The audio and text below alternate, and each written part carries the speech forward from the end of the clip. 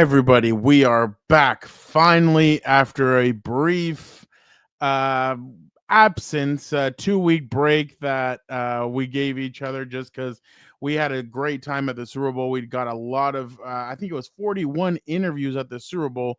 We are finally back. Your favorite compas have another jam-packed episode of the Four Compas Show. We'll be having Adam Hill of the Las Vegas Review-Journal jumping on with us as our special guest to do a recap of the scouting combine, look forward to free agency, and go over a lot of other news. Then we'll talk about what happened at Elimination Chamber in Toronto.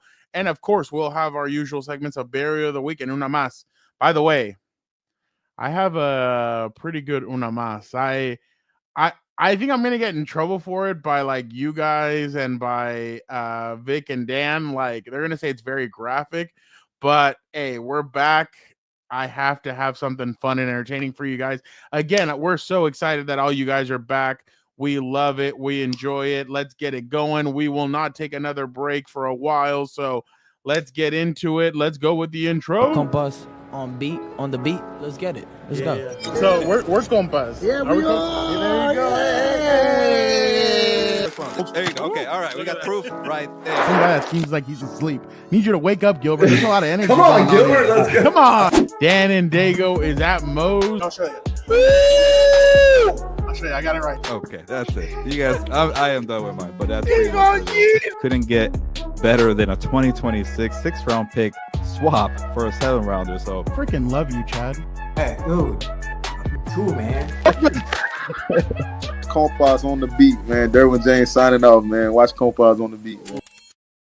Exactly. Listen to Derwin James. Watch Compas on the beat. And we are finally back here, ready to go. Obviously, there will be no Gilbert for the foreseeable future. But Dan, Vic, and I are going to bring it. And we're going to have guests on next week. Next Monday. I know. Well, you know what?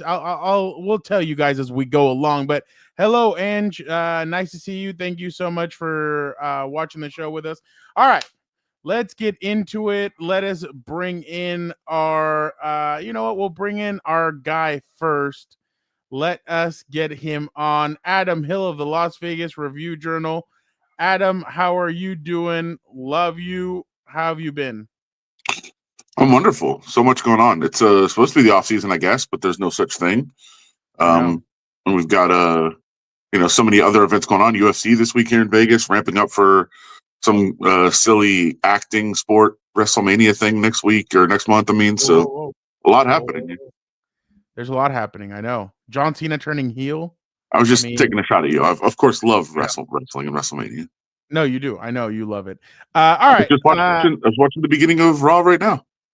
Oh, that's what I'm excited for. I want to see what it brings. But all right, speaking of what it brings, let us get our other two co-hosts in here, and we'll get things started with our favorite Compa Adam Hill.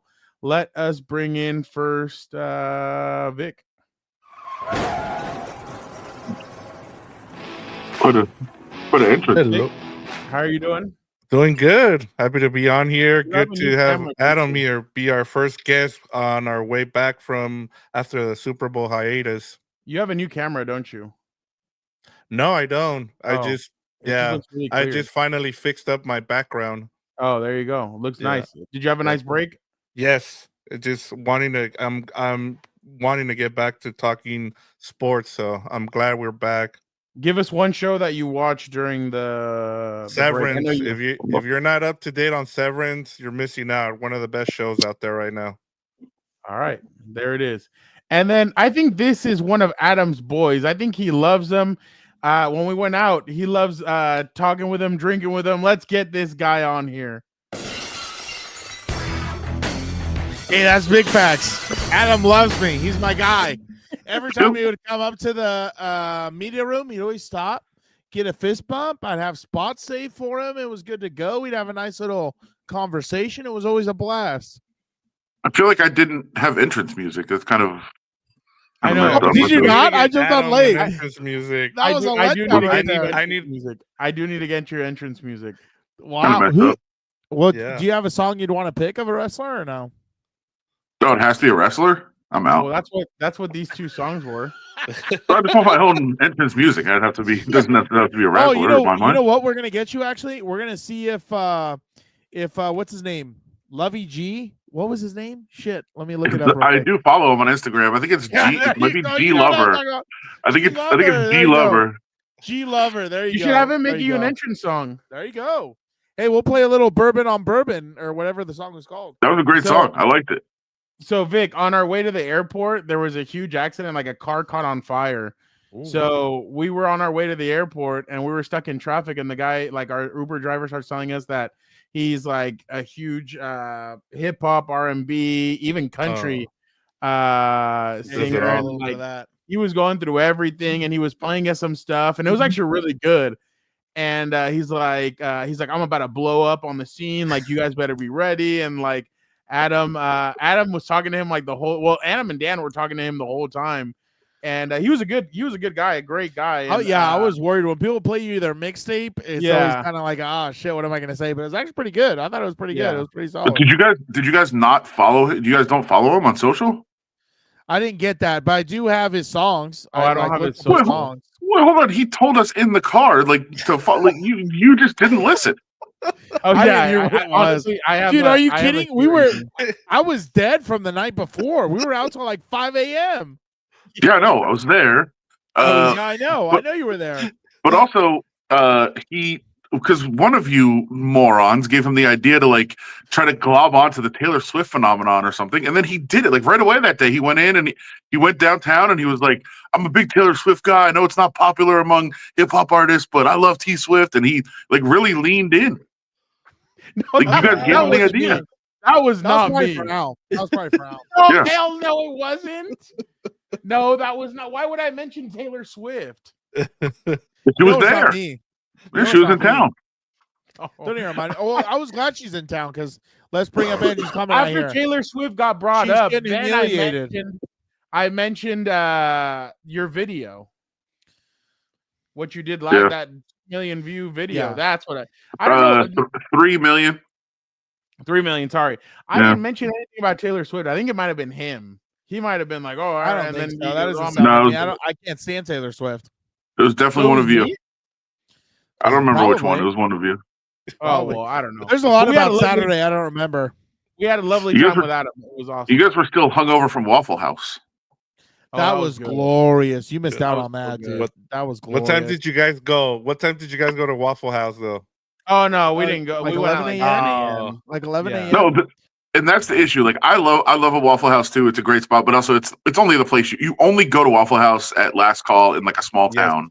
It's the only time to go to Waffle House because there's just chaos and craziness going on. And then here's the issue. See, I don't want chaos. I want food. Yeah, I just want my food. Yeah. Well, first of all, it's not Waffle House is not great for food. It's fine. It's fine. But when you're traveling, again, Waffle House, I love because we don't have them in Vegas and you guys don't have them either. So, it's a cool place to go. And like I said, if it's last call, everybody's drunk, then you go there, you see the chaos going on, and it's fun. And then you get your waffles or whatever. That's fine. Hash browns, however you want to get them sliced up or whatever. Great. If you're actually just going for breakfast, you don't go to Waffle House, and especially you don't go to any chains or corporate spots. Like you're in a city, you go to a small business. We literally left. Everybody listening is going to be embarrassed for them. We went into this small coffee shop which had great food, great coffee. It was local. They did. It was really good food. I had it. Yeah, they had good food at 11 in the morning. Some coffee. It was so good, and it was a local spot in a really tough neighborhood in New Orleans. Which I was like, hey, this is going to be great. We can help out the economy. You guys are like, we're taking an Uber to Waffle House. Yeah. It's so ridiculous. It's absolutely unbelievable. That doesn't bother me one bit. I wanted Waffle House. Of course, Like I wanted a big breakfast because I knew I wasn't going to eat anything until like we got to Dallas. Yeah, just keep supporting corporate chains. Good job, bros. There was no big breakfast. There was like Bro, you don't have to defend the decision. I don't give a shit. Of course I'm going to go to the corporate. I didn't want what they were having. It looked like look, first off, I don't even drink coffee. So the coffee house itself to me, it looked very frou-frou-esque. So I'm good. Delicious. I'm not trying to do that. I want breakfast. I want pancakes. I want eggs. I want Classic. You just refer to it as like frou-frou. We're in Tremé. If anybody has any idea about what New Orleans is, not like there's no frou-frou places in Tremé. That's ridiculous. What it looked like to me. Oh, we wanted to go to a pancake house. Like, that's what we wanted. Like, especially after being out till 5 a.m. Like, I wanted pancakes. Somebody ordered like a breakfast sandwich from there that looked amazing. And you guys were like, "No, we're going to Waffle House." I even asked the lady, I'm like, "Do you guys have potatoes and this?" No, we don't have any. We just have the sandwiches. I'm like, "Oh well, shit." I didn't want to say inexcusable.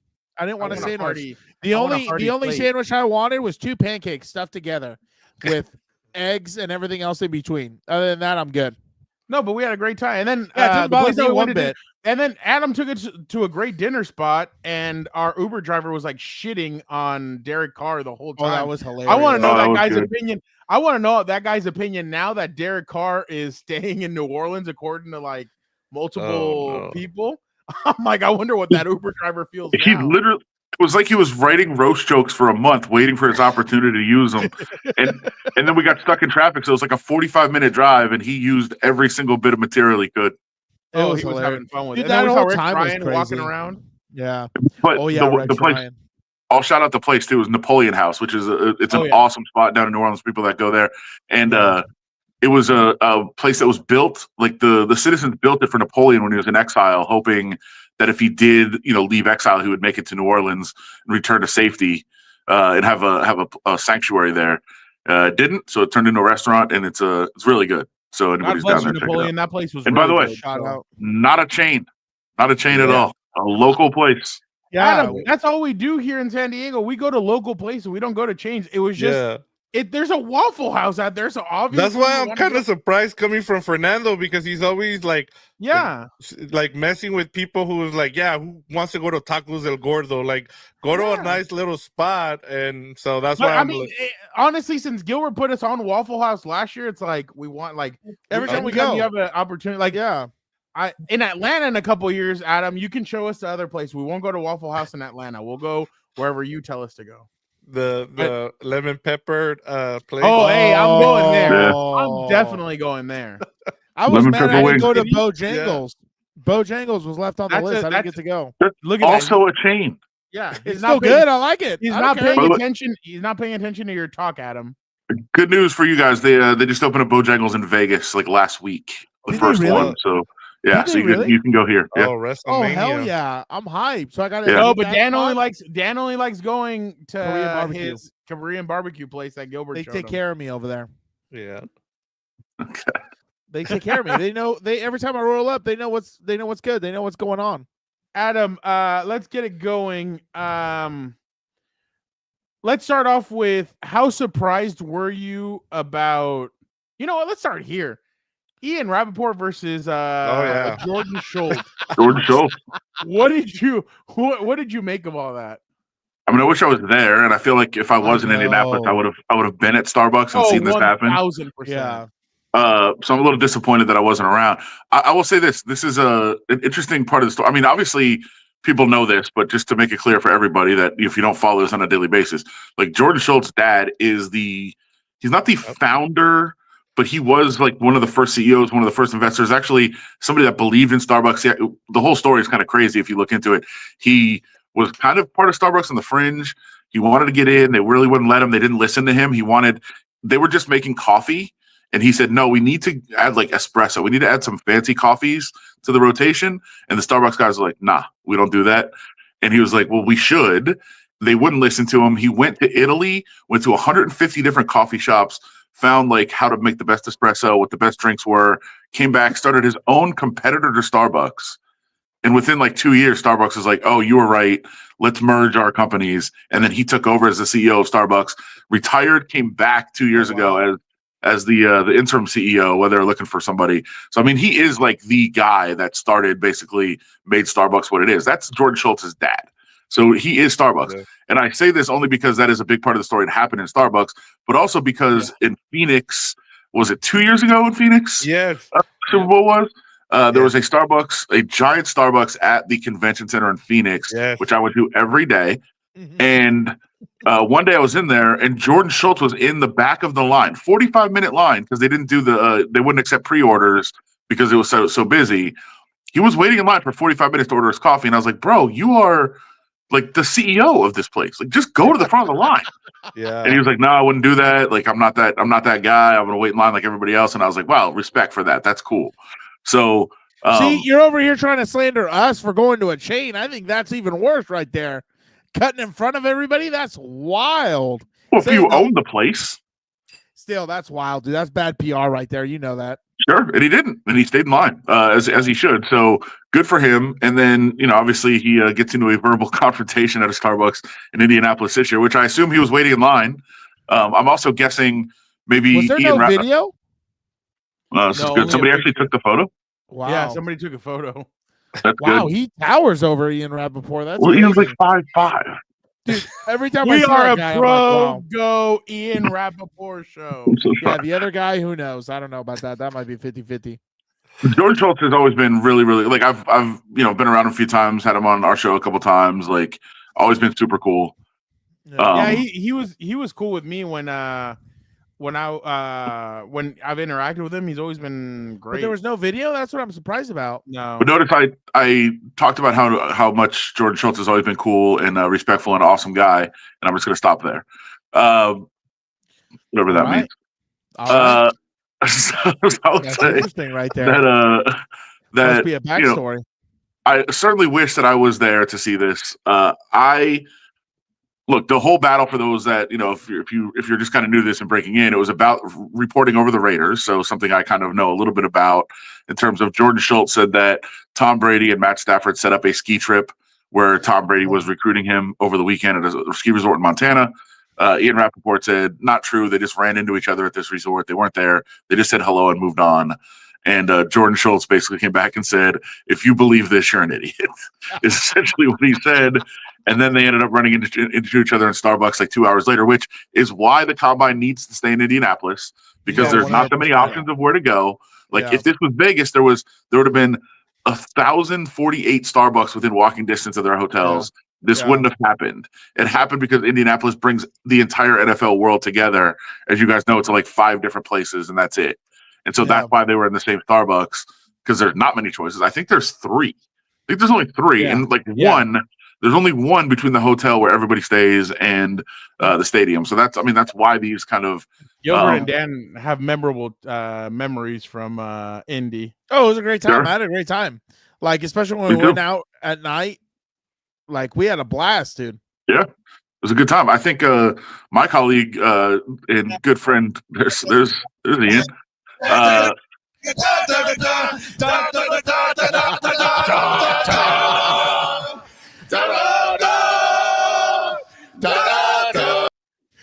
Dude, they did not do any favors with him with that camera angle. He looks even shorter. My God. And he denied calling NFL security, which I don't believe. I think he probably did. Are you kidding me? The guy's like 2 feet taller than him. Of course he's Ian Rappaport is 5'5". Jordan Schultz is 6'4". Are you gonna do the tail of the tape? They did. Yeah, they did it on McAfee. They had it. Yeah. Tail of the tape. The best part of that was net worth, unlimited against unknown. That was pretty good. For sure. But look, I think if you had to guess who was closer to being right about their reporting, I think I would say that Jordan was. I think he was closer to being right. I think there was maybe some problems with both of their reports, but I think George Schultz's report was closer to being right in this case. And I think he was probably upset that Ian Rappaport would go out and dispute his reporting, and I would be upset too. And they just happened to run into each other at Starbucks, and the confrontation happens. And I think it's the best thing that happened at the Combine. It was fantastic, and I was happy about it. And again, like I said, those kind of like close quarters are why I don't think you should ever leave Indy. Oh no! And you know what's funny? I didn't even know the Combine was going on until I saw that take over Twitter. That was the craziest part about it. Well, maybe you should pay more attention. I don't care. The Combine's stupid. Big moment on the NFL calendar. The Combine's stupid. I don't care about it. The Combine and the draft to me are overrated. They're so overrated, but whatever. That's teams building through the draft is dumb. No. I don't mean it like that. I meant just like they're trying to make it like a main event. Like, it's not even a prelim. You know what I mean? Like, it's, for me, it's like a dark match. Like, I don't care about it. Like, obviously, I know what's going on. It's a PLE. No. I think it's better. It's better than games. No, it's not. It No, is. Yeah, I think I'm No. with Adam. I think people look forward to the off season more than they do during the regular season.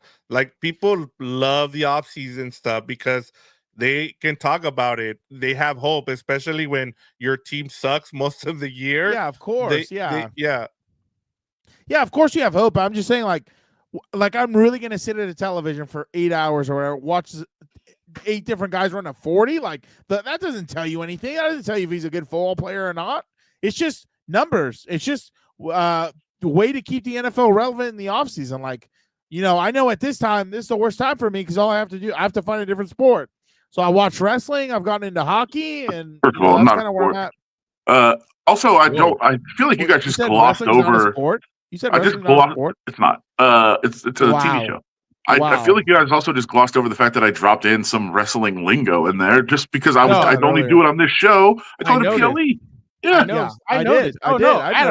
That's why I said I don't like to interrupt Dan because then if I interrupt Dan, then Vic jumps on me and he's like, "Let him finish his thought." So I'm like, "Okay." So I wait for Dan to finish his thought. Then I'll give you the kudos, the credit that you said PLE. Shout out. I thought that I don't like that I know that, by the way, but I do. Why? You should love it's it. so much better. Yeah, you it's should so love much it. better than covering the combine. At least I you get some good like, storylines. in my opinion, I feel like the draft should be before free agency. Yeah. That's one thing that I've always believed. I think the reason why you can't do it, I guess, is because you need to go through all the pro days, and there's a lot more to do here than there is in the NBA or other sports. So I get it, but I just feel like there should be it should be the draft and then free agency, because a lot of these teams, that's what they do. They go after free agents, but then what they really want to do is build through the draft and get their guys and do that, and then plug in and do free agency to get guys that maybe they weren't able to draft, positions that they weren't able to draft. I don't hate that idea. There's 2 issues. One, now you're going too far into the calendar for guys to come in and start training with their teams. And the other thing is, and I think while I've thought about this before, and actually almost wrote a column that they should do this, the counter to it, which I think is fair, is you would have the exact same argument then. Because right now it's like, hey, I don't know who I need to sign because I don't know who I'm going to be able to draft.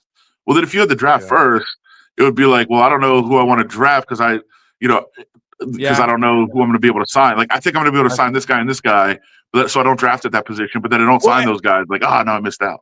Everybody thought that Trey Smith and T. Higgins were going to be out there, and now the Chiefs and the Bengals have franchise tagged both of them, so they're not out there. So there's pros and cons to both angles. But going now, speaking about what they were arguing about, Matthew Stafford and the Raiders, the Giants, and then the Rams. He ultimately decides to go back to the Rams.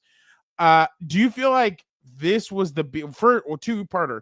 Do you believe that this is the beginning of the Tom Brady era where he's going to be aggressive? He's going to try and get guys. He's going to use his name to try and bring guys in. And 2, where do they go from here now after missing out on Matthew Stafford? Where do you think they go from here to try and find a quarterback? First of all, solid segue. You're actually, doing a good impression of a professional broadcaster now. So that's really good. He's really good. He's good at this stuff. You know what? Any compliment that you give me, I honestly take it, and I'm like, wow, okay, I'm actually doing something.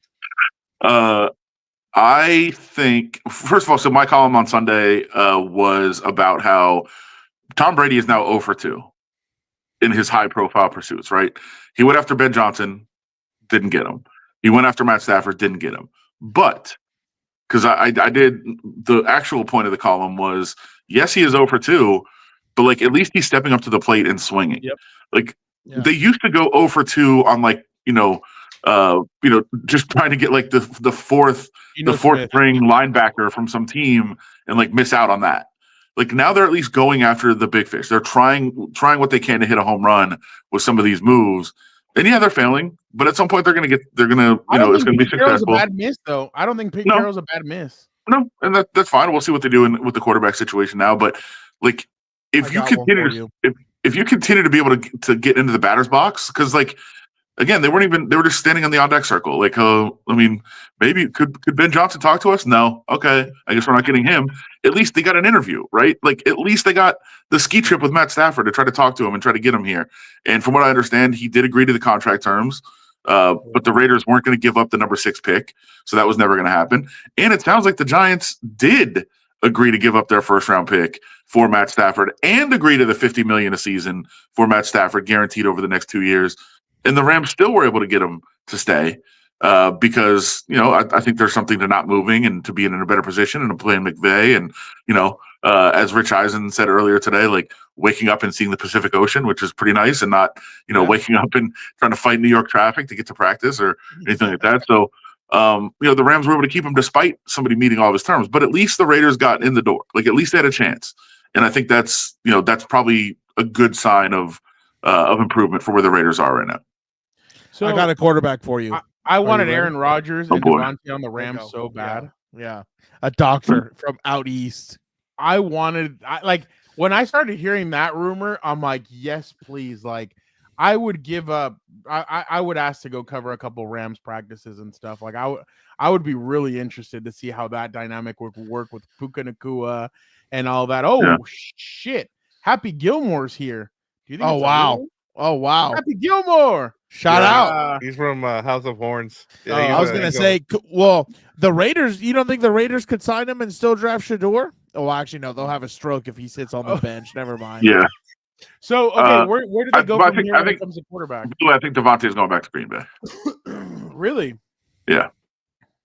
Interesting. Going back to Green Bay? Yeah. Back with LaFleur? He's always missed it. I think he wants to go back. You think he regrets it? Probably. Damn. There's at least some part of him that does.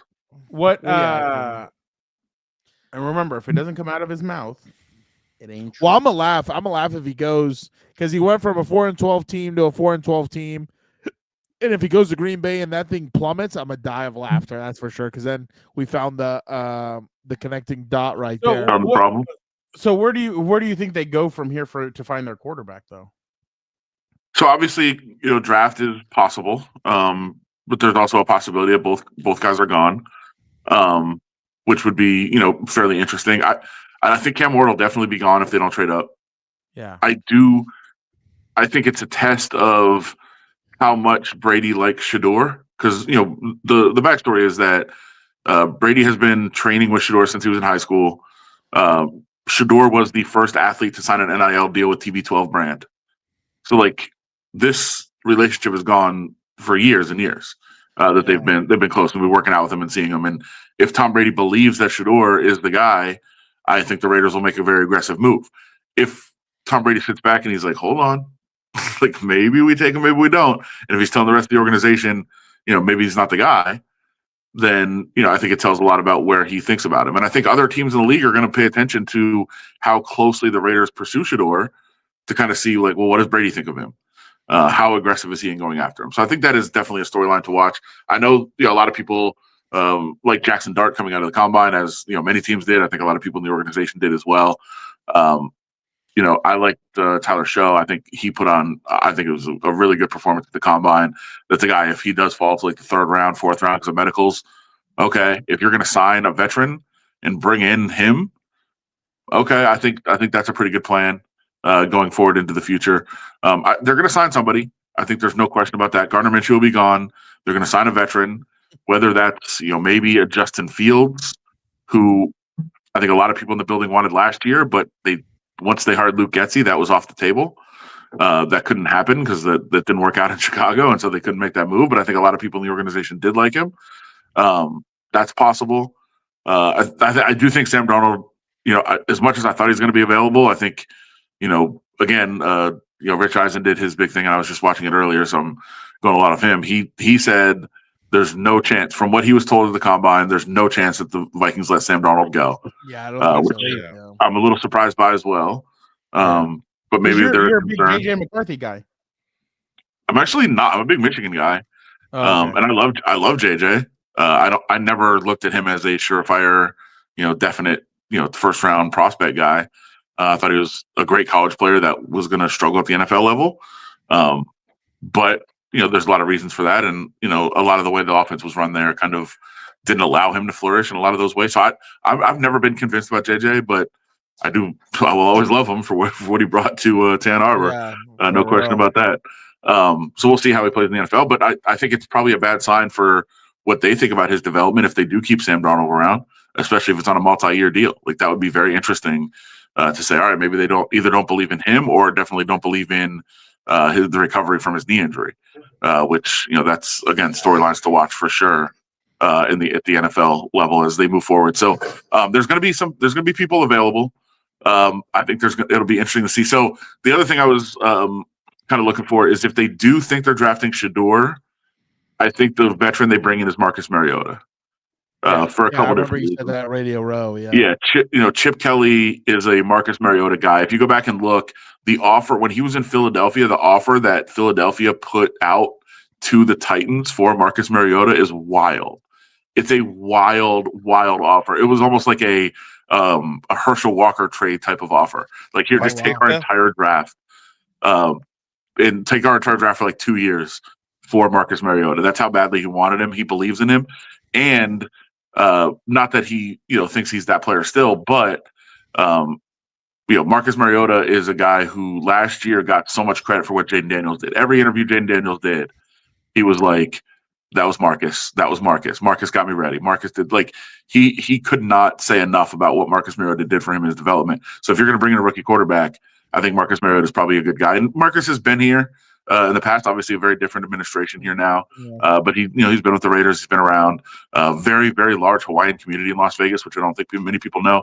It's referred to as the Ninth Island. So I think he would be a popular player just for what he would be able to do for a rookie. But if you're not going to draft a rookie high, you've got to go find somebody that could potentially start for you. And that's when you start looking at more like, Justin Fields level, those kind of guys that you think can come in and be a guy. The Eagles offered the 2015 a 2015 first rounder and second rounder, a 2016 first rounder, and any quarterback and defensive player on their roster to the Tennessee Titans for the second. And they said no? They said no. No. What a bunch of well, I guess hindsight, but still, what a bunch of dumbasses.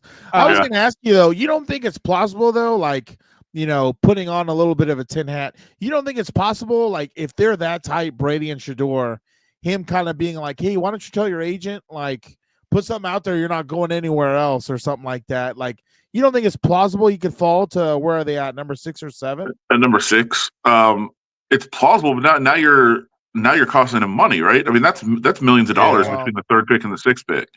So potentially, maybe, if they gave him like a guarantee, like, hey, we're definitely picking you no matter what. I mean, it's something. But I think Shedeur would then tell him, hey, if you want me that bad, get up to 3. Like, what are we doing here? And I just think it'd be interesting to see. Like, I don't know what he feels about him. Again, they have a long relationship, but does that mean that he wants it? I mean, not always. He could also have a long relationship that says maybe he's not the guy. Yeah. Well, because he would know everything about him. Yeah. This is what he said at the combine about this. So listen to this. If you ain't trying to change the franchise or the culture, don't give me. So you should know history repeats itself over and over and over. And I've done it over and over and over. So it should be no question why NFL franchise should pick me. You think I'm worried about what people got to say? You know who my dad is? They hated on him too. So it's like it's almost normal. Without people hating, it's not normal for us. So we like diversity. We like everything that comes with the name. That's why we are who we are. I'm sorry. I love Shedeur. I just find him so entertaining. That is not. I'd love to cover him. Like, look, from a fun standpoint of like going to work every day and having the right stories. Like, please bring him in. I would literally could drafted him. I would go from the Chargers media, whatever, and I'd fly to Vegas to go like for his opening press conference for Shedeur.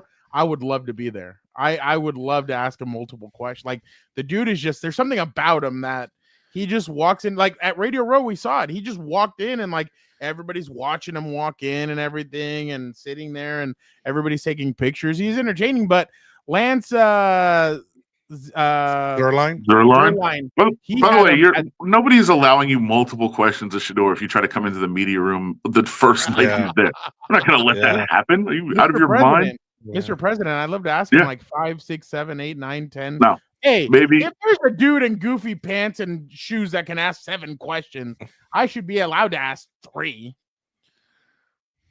Good. I don't know who you're talking about. Oh, there's some wild ones, I'm sure. But okay, so Zerline has him drop into the 29th with Who? the Cleveland Browns. Shedeur? That'd be hilarious. I would die for So his sake. here's the thing with Shedeur. Shedeur is right that he has obviously brought a lot of success to a couple programs. I think there's other reasons why, Jackson State was turned around very quickly. They brought in Division I talent to non-Division I program and beat up on a bunch of guys that were overmatched. For sure. I dismissed that a little bit. At Colorado, I understand that they had a lot more success than they had previously. But let's look at what happened. They went 4-7 in the Big 12 the first year. Then they bounced back with a better year when all the good teams left the Big 12. And not to mention, not only did all the good teams leave, but because of the unbalanced schedule, they got very, very fortunate. And this is not out of their control. Yeah. But none of the top 5 teams in the terrible Big 12 were even on their schedule. And they played one of them all year long. They played one of the top 5 teams and lost. So they played the bottom of the Big 12 and still, they didn't make the playoff. They were close, but they didn't win. They didn't win the conference. Even though they had by far the easiest schedule of any team in the conference, they didn't exactly light the world on fire at Colorado. Shedeur does a lot of things really well. He's, I think he's really accurate. I think he gets rid of the ball quickly at times, and then at times he extends plays far too long and backs up just straight back, which isn't going to work in the NFL. Yeah. There's some questions, but the biggest thing is he does a lot of things well, but nothing great. There's no elite traits on his tape anywhere, and that's the issue with Shedeur. I think there's a chance that he could be good. I think a chance to be good, but if you're picking a quarterback in the top 10, you want some elite traits. You want to do either elite arm strength or something. He doesn't have any of it. Yeah. I agree with you, dude. Especially they got smoked by BYU in the bowl game. Yeah. I didn't know BYU was a powerhouse all of a sudden. Well, they are in multiple sports. They're spending a lot of money. Be ready for them to be number 1 team in basketball next year, which is crazy. They just signed the number 1 player in basketball. They signed a bunch. $10 million, by the way. They can't get the full college experience out there. Do we not remember Brandon Davies? Relax. You can't get the full college experience out there. I'm just saying. I'm not going to attack people's religion, Fernando. That's not the right thing. I'm not attacking anybody's religion. Sounds like you are. Sounds like you are. It's different out there. It's not It's beautiful out there. Utah's beautiful. Yeah, sure, but it is. It's also not far from Salt Lake City, which is an actual real city. So it's not like you're stuck on campus all the time. And there's more of them out there. Get out of there. It is beautiful in Utah though, but he's right. I can promise you that AJ, who just signed the number 1 player in the country, I can promise you that they're not going to find any honor code violations when they're paying him $10 million to be there. Oh no! And for what, a semester, and that's it, and he's gone. 1 year probably. Yeah. Yep. Adam, you when I saw you at Radio Row, you were waiting to interview Josh Jacobs, and I ended up listening to the interview you did with him, and he brought up some very interesting things there in terms of him wanting to get paid. Some great questions. I think you have to. You did a great job, Adam. Yeah, thank you. That's what I wanted to hear. Great job with what you do, but the way I wanted to paraphrase this question for you was in terms of we've seen the running back position get devalued, and then now with the free agents that we saw last season, they stepped up, but now you have a great, what is looked at as a great draft class coming up. We saw it at the combine. They really shined them in the defensive tackles. Do you see how many running backs do you see the Raiders drafting in this draft? Because I've heard between 2 and 3, and if you look at Pete Carroll's history, he loves drafting running backs in the middle rounds. He does. I don't think they'll draft more than 1. I think they will draft 1 for sure, and then they'll probably sign somebody too. And then they've got. I would imagine they might cut Zamir, which is unfortunate. I think he was kind of stuck in a system that was bad for him last year. I do think he's still got some ability. Just a great kid. So it'll be unfortunate if they do cut ties. And then their other 2 kind of top running backs from last year, which would have been Alexander Madison and Amir Abdullah, both free agents. So I don't know what's going to happen with them. So they could be looking at an entirely new running back room. I mean, they did have Sincere McCormick kind of break out at the end of the year, who's a guy that's been around in the practice squad for a lot of years and has a ton of ability, just an absolute ton of ability. Another great kid. He got hurt but he's trying to recover from that injury this offseason. If he's healthy, I think he's in the mix, along with whoever they're able to bring in. And I do think they're going to bring some people in. I think, look, I'm with the don't pay running backs crowd, even though I don't want to be.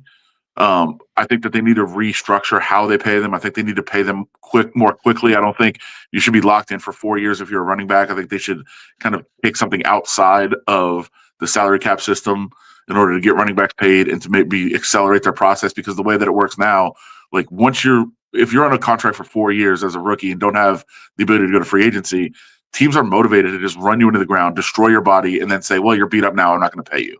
And that's not the appropriate way that this should go. So I wouldn't pay running backs because of that, but I also think that they should, only because the system and the salary cap the way it is, but if they found a way to get them paid earlier so that they're not part of that same system as other positions, I think that would be probably the right way to go and could help their value. So would I be using high picks on running backs? I wouldn't. And people, I think, are going to this year because they're going to overreact to what you said. Like last year it worked out. You paid running backs and you were successful. Well, who paid running backs? Like the two best teams in the league paid the two best running backs. Yeah. Like it's not like they changed the franchise. Derrick Henry didn't make the Ravens good. He had a great year and helped their game. They were already great, and he made them even better. Same with Saquon. It was unbelievable, but he went to Philadelphia. If you put Saquon on, say, the Raiders last year, he's not doing what he did. So that's not Saquon like transforming your team. It's like the last piece of the puzzle. If you have one piece of the puzzle left, like, yeah, sure, go ahead and pay a running back. But a running back is not going to change your franchise for the most part. Yeah, no. And that's how I feel about quarterbacks. I think quarterbacks are overpaid and overvalued, and they need to figure that thing up. That's why you go to Waffle House. That's 100% true. What are you talking about? That's ridiculous. Quarterback is the most important position in sports. No, it's not the most important position. All right, I'm sorry about your offensive line. Your offensive line coming through here. It's completely nuts. Yeah, it is. Give me a great offensive line and a trash quarterback. Let's see how far we go. Are you serious? They've won Super Bowls. What are you talking about? One. Nick Foles. Who? Who's won? I thought you were talking about Baltimore. Dilfer. Trent Dilfer.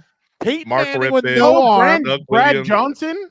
Johnson. Peyton Manning with no arm. You're suggesting to me that the Ravens won the offensive line with Trent Dilfer, or won the Super Bowl with Trent Dilfer because of the offensive line, and not the historically good running game. Defense. And the running game. Okay, all right. Yeah, 100%. Why? It wasn't because of their defense.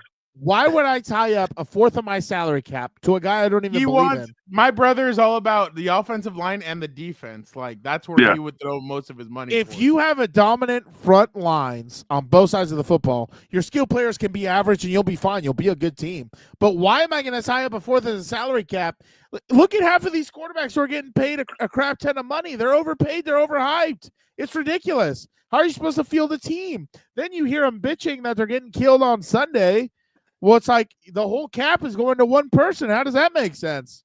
Yeah, I think the Chiefs should trade Mahomes for Ronnie Stanley. They should. They should just. You're a dumbass. Is that what you're suggesting? Hey, build the offensive line. Who cares? All I'm saying is that it's stupid that these guys, like, dude, you think Dak Prescott should be the highest paid quarterback in the league? No, I do think there's. So what are we talking about? He's overvalued and overpaid. Yeah, I think teams overreact to. They try to pay a good quarterback like a great one. I think that's a problem that people have. But that's what I'm saying. But even the great ones, top level quarterbacks are the most important. $55 million a year.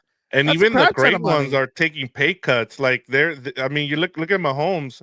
He's over here taking less than. He's not even. What is he? He's not even the 10th highest paid quarterback in the league right now. Last I checked. But yeah, in terms of that, Adam, that was the other thing I wanted to ask you, because the salary cap's going up to around $280 million. How are playoff teams? Doesn't this kind of benefit the playoff teams? Because the Eagles can go after Myles Garrett because of that extra money that they have now. And let Josh Sweat walk. Let Josh Sweat walk. So I just wanted to get your thoughts in terms of what that's going to do for playoff teams, because it makes them be like, usually we see 4 new teams make the playoffs, but with this salary cap, it seems like it's actually benefiting the playoff teams. Yeah, I think it will. And it probably isn't great for a team like the Raiders, who, you know, we're kind of building everything up to this year to have $100 million to spend, and now it's like, oh, you have a little bit more than $100 million. Like, oh well, we already have that much anyway. Doesn't really help if you're a team like the Raiders. Yeah, I think you're right. Teams that were pressed up against the cap that we're going to have to maybe make some hard decisions don't have to anymore. A team like the Chiefs, who we're probably going to have to let, you know, Trey Smith go, and then they're like, oh, never mind, we can probably bring him back. The Bengals, we're probably going to have to let T. Higgins go, and now they're going to tag him and try to work out a long-term deal for him. Yeah, I think it definitely helps those teams that were going to be in a pinch, and teams that were saving up money or had a ton of available space are kind of looking at this like, well, this sucks. You know, we built up, we were financially responsible, now all of a sudden everybody gets a little bit of extra money. But in the end, I mean, you do too. Like you get that money too. You get a little bit extra for some wiggle room. But certainly, I do think it helps teams that are at the top of the scale, and you know, teams that want to stay competitive and stay in that mix. And it's going to be a little bit harder for you if you're, you know, one of the non-playoff teams or one of the teams that has a lot of work to do to get there. But I'm sure like a team like the Browns are, you know, very relieved that they don't have to be in as much panic as they did before. The Saints too were in kind of a panic mode. I think they don't have to be. Yeah, the they Browns still are. definitely are. The Browns definitely are. Jeffrey, we will be doing that on here once we thank Adam for joining us. We will continue that on here, so don't go anywhere. Adam, wait, what is that? What did he ask about? Oh, if we're going to be doing a wrestling recap on a different stream, we're on here. So. Yeah, that's good. I don't know what Travis Scott was doing. What was Travis Scott's point? That was so stupid. Did you see him just slap he's the a shit song. out of like? It's just because he's the song at WrestleMania. And Did you watch Elimination Chamber? I definitely watched parts of it. So obviously I do have to cover WrestleMania that's coming up. So, you know, we were kind of joking about wrestling earlier, and I have been, it was kind of like the start of like, that's the last one before WrestleMania, right? I think there's no more PLEs before then. So I was like, all right, I need to get what the storylines are developing. And then also, you know, somebody had told me that, you know, about 6 months ago that the WrestleMania main event was going to be Cena and Cody, and I didn't believe it because I was like, why would you tell me that if it's true? And turned out it's like it might be. Here we are, which is crazy. So yeah, I'm starting to look at, you know, some of the storylines in wrestling just because I know I have to get ready and know what's going on when I'm covering it. Yeah, your boy shed some tears. If you're going to talk to Roman or whatever, like, let me know. I'll go. I will. You. Yeah, I probably will. I mean, I'm sure me and Cody will catch up when you see her. My guy, Becky Lynch. No, she unfollowed me. I don't want to talk about her anymore. Who's my boy shed some tears? Who was that? Oh, that's your boy up there, top left. He was not happy. He said Cena would never. Cena no, would hell never. no, he's full of shit. I was excited Cena turned heel. I was gonna say Fernando on our previous show was one of those scenarios. I'll get into it in a little bit. My biggest question is: does The Rock not know how the throat slash gesture goes, No, or was he? he? Such a weirdo. Or was he like signaling something else? Such a weirdo. He's such a weirdo. No, he doesn't. He's weird. Like. He's just a weird guy. I'm not a fan of The Rock. You know what's funny? Adam's going to interview The Rock right before WrestleMania, and I'm going to be just here. Who, DJ? Yeah, me and DJ are going to talk before. DJ, wow. Yeah. DJ. He's going to hit the tanning booth hard. And I'm over here like it won't be for a little bit like a crumb off the fucking adult table. Sorry. It's not going to be. Sorry. What? Huh? It's not going to be my first time talking to DJ. You know, I've interviewed him a couple times before. So I can't stand that guy. I am whatever. All right. You know what's funny is that he and The Rock are so similar. You know, they get to their height in wrestling, then they dip to make shitty movies, and they come back every once in a while. It's kind of interesting. You're talking about Cena? Yeah. I mean, I don't think you could put. Not that The Rock has made any good movies, DJ, but I don't think you put Cena's acting career on the same level as DJ's. Like Cena's acting career, he was in some goofy movies. I don't think you. Cena's barely getting started, like, and he has range, so he's barely getting started. I thought he was good in Trainwreck. There you go. Yeah, that was so stupid. That movie was so stupid. I couldn't believe I wasted. Did you watch Ricky Stenicki? Yeah, your takes are getting worse and worse. Trainwreck was actually fine. Oh, it was dumb. It was so dumb. LeBron was actually the surprising actor out of that one. He was so dumb. No matter what he's doing, Cena's the best. Yeah, he was so bad. LeBron. What did so you bad. you want me to go back there and beat your dick off? Oh my god. I still remember that line. That was funny, but like the whole movie itself, trash. What did you make of the Deebo Samuel trade? I'm surprised more teams weren't in, honestly. Especially the cap hit. Yeah, but we just talked about like teams got more money than they thought. Like, that would have made me, kind of say, yeah, maybe I can do this. Obviously, reports coming out that he wasn't in great shape last year. I think a lot had to do with an injury. And that I saw him at Radio Row, and man, I don't know. I'm sure you like the fit though with the Commanders.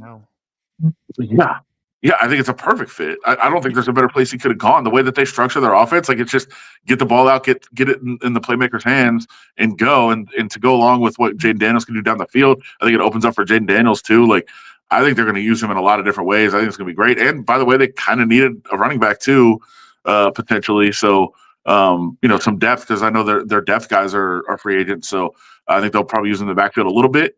And I think that they'll, just put the ball in his hands on the screens, that sort of thing, and just get it over the middle.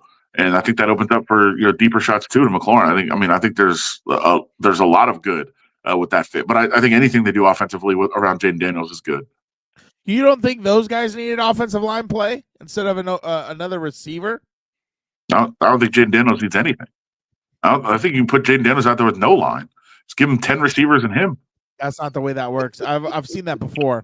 Ask Joe Burrow how that goes.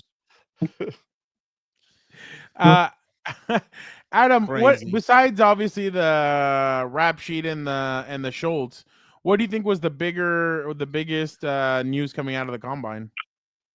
There's nothing even close to that. That's so far above and beyond everything. I think with Stafford was the biggest thing. We talked about it already with what was going to happen with him. Could he go to the Raiders? Could he go to the Giants? Could he change the complexion of the first 10 picks of the draft by either being a part of a trade that moves one of those picks or giving one of those teams a quarterback so they wouldn't be in the market for one anymore? And that didn't happen. So I think that was certainly some of the biggest stuff coming out. And then obviously just what we saw out of. Didn't have a whole lot of, the top quarterbacks didn't throw anything, but we saw some of the other guys kind of make a case. We talked about them already, including Jackson Dart, who threw pretty well. I think how some of those quarterbacks performed and maybe moved themselves up into the conversation, second, third round type guys, maybe Jackson Dart back in the first round. I think that was kind of the story that came out of it. Yeah, well, yeah. Will Howard, I think, had a bad combine. Yeah, and I mean that's an interesting one with the Raiders too. With Chip Kelly obviously now being with the Raiders, what does he think about Will Howard? Isn't he one of the visits for the Raiders? I'm sure they're going to visit with all the quarterbacks. Yeah, and they did. But yeah, I think it's more they know. So again, just like Brady knows Shedeur, he'll be the one making the case for or against him, and I think Chip Kelly will be the one they kind of rely on to say, hey, this guy, does he fit? Does he work in your offense? Do you want to bring him here or is he not the type of player that can succeed at the next level? What was it like to be in Pete Carroll's press conference? You have Marshawn Lynch like yelling out Raiders and all that stuff. Like, what was it like kind of to interact with Pete? Yeah, and Max Crosby was there. I think Pete. I sat down with him after the press conference and talked to him for a while, and that went pretty well. I think there was one question he didn't love. For me, I probably didn't phrase it very well because I just said I said people. Yeah, I don't think he heard all the way to the end of the question because he didn't like the first half. But I was like, people see these videos of you goofing around and throwing the ball around and having a good time. I was like, they see all this stuff, but like you are super competitive and like you're out there focused and trying to win and people just see the fun side a lot of times. And he's like, it's all about competition. That's all I care about. I was like, okay, that's what I said. Like, why are you just pretending I didn't say the second part of the question? We go from bathrooms. My dog did not like that answer. My dog didn't like that answer. Buddy, it's okay. Okay, buddy. We go from bathroom questions competitive to goofing around. Adam, what are we doing? Yeah. The next door neighbor dog is barking, so my dog feels like he has to bark also. Yeah, that's crazy when those things do that. Yeah. Yeah. Is Max Crosby going to be a Raider next season, or do you expect him? What's the? Maybe the Eagles will trade for him too. Who knows? I think he will be. Hold on, I'm going to keep talking, but I'm going to step out for a second. I think he will be a Raider, but I feel like there is some problems now. I think he kind of settled in. You still hear me? He kind of settled in and said, "I'm okay with being on the Raiders." Oh, there you go. Hey, buddy, look, you're going to be on. Look, there you go. You want to be up? He had kind of settled in and said, he was happy with the Pete Carroll move. He's happy with the Spy Tech move, and that it was going to be okay. But some stuff has been leaking out the last couple of days of, maybe he's not fully there. And I think it's more about getting his guaranteed money. He wants a contract. Right now, he has no guaranteed money over the next 2 years, even though he's under contract for 2 years. So I think they're probably going to be able to figure it out, but I don't think it's completely settled at this point either. What is that? Do you mind if I ask about that? By the way, explain to me like I'm 5. What does it mean? Like he has no guaranteed money, so he only gets paid his incentives, or no? I mean, he has a contract, but like if something were to happen, I mean, they could theoretically cut him. They could get rid of him. Like there's not. It just makes it too easy. It's a no dead cap part of his contract. It just makes it too easy to move on if something works. I mean, players want the guarantees, right? And it's on some level semantic. Like they're not going to cut Max Crosby, so he doesn't need guaranteed money. But it's kind of a way to tell players like, hey, like we don't care what happens. Like you're our guy, we're going to pay you, and he doesn't like the fact that he doesn't have any. It's kind of like the Matt Stafford thing for like the Rams had $23 million. I think his salary was for this upcoming season, and so 27. He wanted a little bit more guarantee money up on there. So wow, that's the same. Well, thing I mean, shit, he is one of the best quarterbacks in the NFL. Like you would think they would up his pay, but they did some weird stuff last year with him, and then everybody thought that it was going to end in a divorce, and now I think they're going to take it year to year. I think I read. For the next and they're not years. even paying their defense that much money. Like all of it is. That's why they're trying to cut. Or now with what I just asked Adam too, they're thinking about keeping Cooper Kupp now because of that too. So because they have that extra money now. Yeah. Adam, last one from us, and we'll let you go to hang out with Buddy. Appreciate your time. I'd call him Buddy because he's my friend, but his name is Baron. Oh, Baron. Sorry. Oh, nice. Who is more likely to be traded, DK Metcalf or Tyreek Hill? I think Tyreek, which is really, I mean, I'd be interested in either one. It sounds like a lot of teams have inquired about DK, but the Seahawks are like, no, why would we trade him? But I think, Tyreek, there seems to be a little bit of, I don't know if animosity is the right word, but they're kind of over it, and he's kind of over it, and it doesn't really seem like it's as bad between the Seahawks and DK. So I would think that Tyreek Hill is more likely to go, but there is a lot of smoke around. Even though the Seahawks have kind of put a stop to it, there has been some smoke around the DK move. So you keep hearing like rumors out there here and there, and who's going after him. I know the Raiders would be interested in either one. The Raiders need a wide receiver one to go with, their tight end, and Jacoby Myers, who I think is an elite 2, but just an okay 1. I think that you find a number one wide receiver, and then you help out whoever the quarterback is going to be, and the offense looks a lot different, and get a running back. Well, I know that a lot of teams, like the Chargers inquired about DK at the right before the trade deadline. I know there were some other teams that asked about his availability. I think his contract is up after this year, and he basically said he hasn't said it completely out there, but it's basically ensued that if he doesn't get a new contract, he is not going to be on the field during training camp or any of that. So he wants a new deal.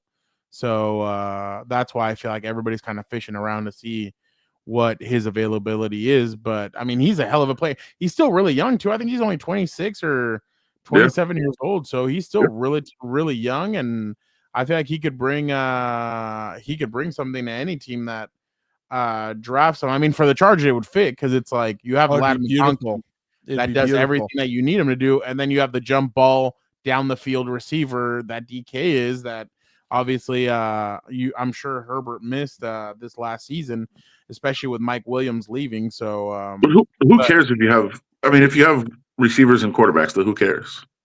Exactly, because you know what I need on this goddamn team. I need Dude, you have 2 out of 5. That's a problem. Especially, the 3 inside. That can't be your weak point. That's the fastest route to the quarterback.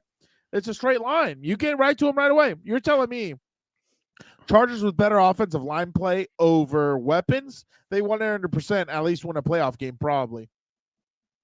I don't know. They were a mess in that game completely. So there's that's what I'm saying. They couldn't protect him. They couldn't run the football. They were one-dimensional. Were you one of those people that thought that they should have gone Malik Neighbors over Joe Alt? I probably would have gone Neighbors, but I didn't have a huge problem with it either. I thought Malik Neighbors was. I thought Malik Neighbors was just different.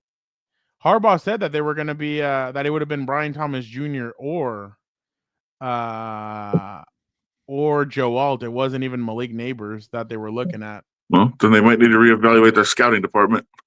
No, they're doing Brian a good Thomas job. Jr. is incredible. He's not Malik Neighbors. I think he's great. I love him, and I last year thought he should have gone higher, and I had him mocked higher. But I also think Malik Neighbors is different. People say something about Malik. The hot rumor is out there about Malik's personality that a lot of people don't. Yeah. It doesn't. Well, you've already seen that, I think, in New York, haven't you? You saw it on Hard Knocks. Yeah. Yeah. So you see, he wouldn't be singing "He's a Jolly Good Fellow" and high fiving everybody. Before Joe would. You know what? Joe is. It'd be catching touchdowns.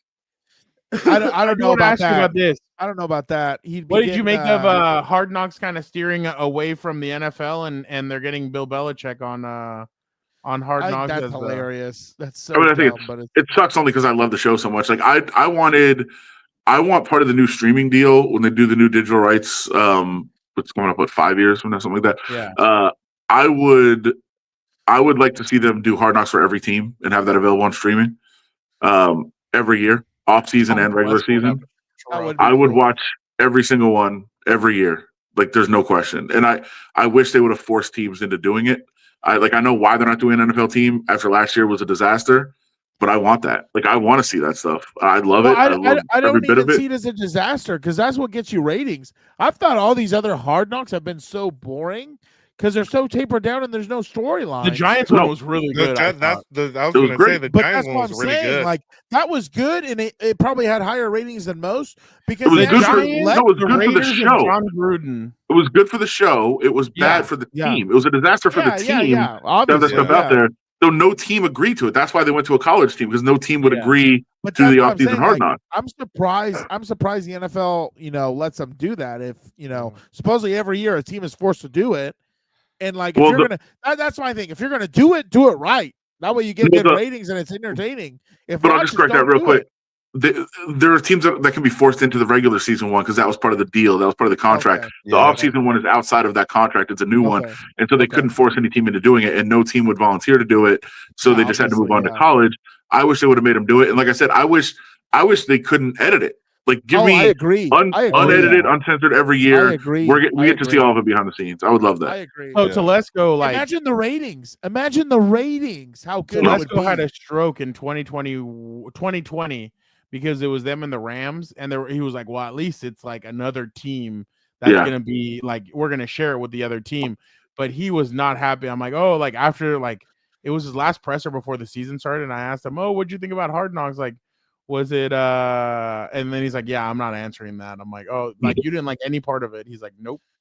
I talked to him about the Giants one off the record, and he's gone now, so I guess I could say it's been enough time. But he just said, I don't think any other team's going to agree to do that ever again. And I was like, I don't know that they will either. I don't know if we're going to have another one. When you have what's his name coming in and saying, "I will not sleep well if Saquon goes to the Eagles." Dude, not only did he go to the Eagles, he won a freaking Super Bowl with the Eagles. Yeah. Like that must be. I think the worst one was, his son saying, "Go get Jaden Daniels. You get one shot at this." Like that was to me the craziest one. Like the kid was an 8th grade or whatever, and he was telling him to do this. So that was wild. The problem was that by the way, the Commanders deserve a lot of credit because remember everybody was shitting on them a year ago because they took all the quarterbacks, like they interviewed all the quarterbacks together, had them all together, and then took them out to Top Golf all together, like as a whole, like event, and everybody's like, why would they have every single quarterback in there at the same time? And look, they came out with the better quarter. I mean, this is just my opinion. I thought they came out with the better quarterback out of the two, but I mean, we'll see what Caleb brings under. By the way, Caleb needs an offensive line, Dan. Yeah, you see that guy? You don't think he needs offensive line over weapons? What are we even talking about? Well, but it's him though. But he's like they've trash already got anyway. the quarterback. He's trash anyway. They have the quarterback, so they're fine. How can you say they have a quarterback? It's not like he was lights out last year. That's still TBD. in the times where I thought that that they needed him to play well, like later in the year, I thought that he did. I mean, the rest of the team sucked, but I think he showed enough. I'm not a fan of that guy. Well, you don't like that he paints his nails. I get it. Yeah, hear that? His attitude. He has a lot of I'll be honest with you, and I know this is going to be unpopular, but like if I was a team who needed a quarterback, I wouldn't draft Shedeur if he was there. Why would I? I think that's a nightmare waiting to happen for any team that's going to take him. I think that's going to be a PR nightmare. I think I don't know how he is in the building, but if the way he does interviews is any indication, I don't think it's probably very solid. So especially you're getting them. There was a lot of people at Radio Row that were complimenting him. You're getting them for the first time without Daddy. So who knows how that's going to go either. Well, are you? And then you're not going to have Shiloh. You're not going to have Shiloh there. Then he's not going to have his other brother, Travis Hunter, there. So I think that's a pressure cooker waiting to happen. But that's just me again. I would not. Yeah, the Raiders can they can draft Travis. Then they come back into the first round. They draft Shedeur. Well, that would be well, yeah, because they could sign Shiloh to undrafted free agent, so they'll get him that way. He's going to be a 5th or 6th round draft pick. I would, yeah, because Dad's going to pull some strings over there because he worked at NFL Network for so long. I just think it's going to be bad. I think whoever gets him is going to be bad. It's not going to be, I feel sorry, for who? Anyone who works in that PR department, because you're going to have not only Shedeur probably talking, you're going to have Dion talking, you're going to have Dion Jr. talking, and who knows who else is going to be tweeting about that damn team. And I will say, if they really, really, really wanted to tie their fortunes to Shedeur, if they thought he was a slam dunk, no question, they probably would have hired Dion as the coach. Yeah, that's the other thing too. They had the chance to do it, and they didn't. What do you think? Because he supposedly said something about, I don't want to go to the pros. They don't take football. I don't know if it was they don't take football seriously, or I take football more seriously, or some stupid comment about that. But I was like, I don't know if anyone was really trying to get him though. Like, I just think, I think Dion is perfect for college. Well, I guess sort of. Well, he is, because think about it like this: he's the greatest recruiting tool you have. You know what I mean? Now with Bill Belichick in the picture, though, I think that's going to shift a little more, because I think whereas Dion brings a little more of the flash and pizzazz and all that stuff, Bill Belichick's going to get you NFL ready, and I think that's what's going to be. Well, that should be the more attractive one, but who knows with these kids and their Tic Tacs and all that crap. But I feel like why Dion is perfect for college is because he will bring you money. Oh, 100%. Like, he's going to bring money into the program 100%. more than he's going to bring wins or national championship. Yeah. He's going to bring money, and a lot of schools need that. Yeah. A lot of schools need that. Did you see how much money he brings into supposedly Boulder? It's in the it's in double-digit millions, or maybe not billions, but I was like, damn, just one person alone, that's wild. It's crazy, but that's why he's good for college. Oh yeah, 100%. Adam, how did the Raiders do when it came to grades? They did well. They were top 5. They were top 5. I'm glad. Did you see that the Bengals didn't do so well? Well, the Bengals don't really have a facility. They walk across the street from the stadium, and they live and they have to live in Cincinnati. Cincinnati dining. They got a 4.82 out of 10. They rated their freshness of their food 5.49. The players rated their dining area as 5.98. The Bengals players wish more meals would be provided throughout the week. The team does not provide 3 meals a day and is the only one of 2 teams that don't do so. I wonder which one's the other team. But I actually do have video of what they were feeding them. Oh no. Oh, that's hilarious. I made them extra sloppy for you. I know how you kids like them sloppy. Lady, you're scaring us. Great movie. One of it's the a best. fantastic Dude. movie. One of the best. I love that he showed up to the Oscars in like basketball shorts and a It was silly. It was a silly no. bit. I'm a big Conan fan. I thought the monologue was fine, but that was a silly. I love silly bit. I love Adam Sandler. Yeah. I think he just did it to say Timothy's last name. Shalabat. Yeah. I thought he was going to say Shalabat or like say something. Well, that someone But- roasted him on that, or I think it was like a roast Yeah, or Nikki something. Glazer. Oh, there you yeah, go. yeah. And she Yeah. mentioned that. You said your last name's like a word Adam Sandler would say in a made up language or whatever. Yeah, no, definitely. Jeffrey, if you're talking about Adam Hill, we also think the same thing. Yeah. He's so genuine. We love that. Oh, he's the guy as best. well. He's the best. The best. He's the We love him. connoisseur of whatever city you'll go. Which, speaking of which, you also hate Jacksonville, right? Which one do you not like between? We Jacksonville- need a bottom 5 NFL cities. Oh, there you go. That's a good one. You have a bottom. I could look 5 it up. NFL I actually ranked them for a story last year. Oh, I remember that. for the- Yeah. So I know Cincinnati and Jacksonville were the bottom 2 for sure. Yeah. Let me try which to- one's one? Cincinnati and Jacksonville. Oh yeah. Green Bay, where the NFL draft where nobody wants to go for this draft. It sounds Yeah, like. well, see, there's a Snows, problem. dude. There's a problem with Green Bay as a ranking. So what I did was, like, if you're gonna go to a road game in the NFL, like Yeah. I ranked them from best experience to worst. Green Bay actually isn't one of the worst because No, there are logistical challenges because they're not hotels, but it is so yeah. historic and there's so many cool things to see around there. You could turn it into a weekend for sure. So like Green Bay is not awful. It's bad for the draft because it's so you have to stay in like Milwaukee. It's like 2 hours away. It sucks. Cincinnati was last on my list. Cincinnati, it stinks Skyline chili. so bad. That's disgusting that nobody should eat. Jacksonville second to worst. Jacksonville is an atrocious Skyline's a town. mom and pop shop. ball. 20 just behind Jacksonville on the worst. Buffalo. I mean, Oh, it's not good. Buffalo, It's really? cold. Wings. The stadium's also way outside of downtown. So like we're even staying. It sucks. Carolina is also low key awful. Oh, really? Charlotte stinks as a city.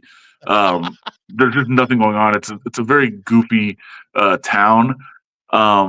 Everything's downtown, so that's all right. Like that usually does help me out on my list. Like if you can find everything downtown, if all the cool stuff's downtown, that's good, and that is true in Carolina. But it's not even a good downtown, so it kind of sucks. Yeah. They do have some nice there's some nice craft breweries that are developing, but that's about it. Pittsburgh also down there. Now I will say, really? I went to Pittsburgh again. I went to Pittsburgh for a baseball game 2 seasons ago, and I was like, all right, I can kind of get the set. Like baseball's cool there because the baseball stadium is really nice. That's the best stadium I've been to, Adam. And I've been Football, to 28 football or of them. baseball. You're saying? No, Yeah, I've been to almost baseball. every baseball. I've been to almost every baseball stadium. I think San Francisco is the best one. Yes. I think it's incredible, and I'll always put Petco right at the they're in top my because top 5. Yeah. because Gaslamp is so awesome around it, and the stadium's great. There you and, go. Come when on, do you come on go down down? and visit. Yeah.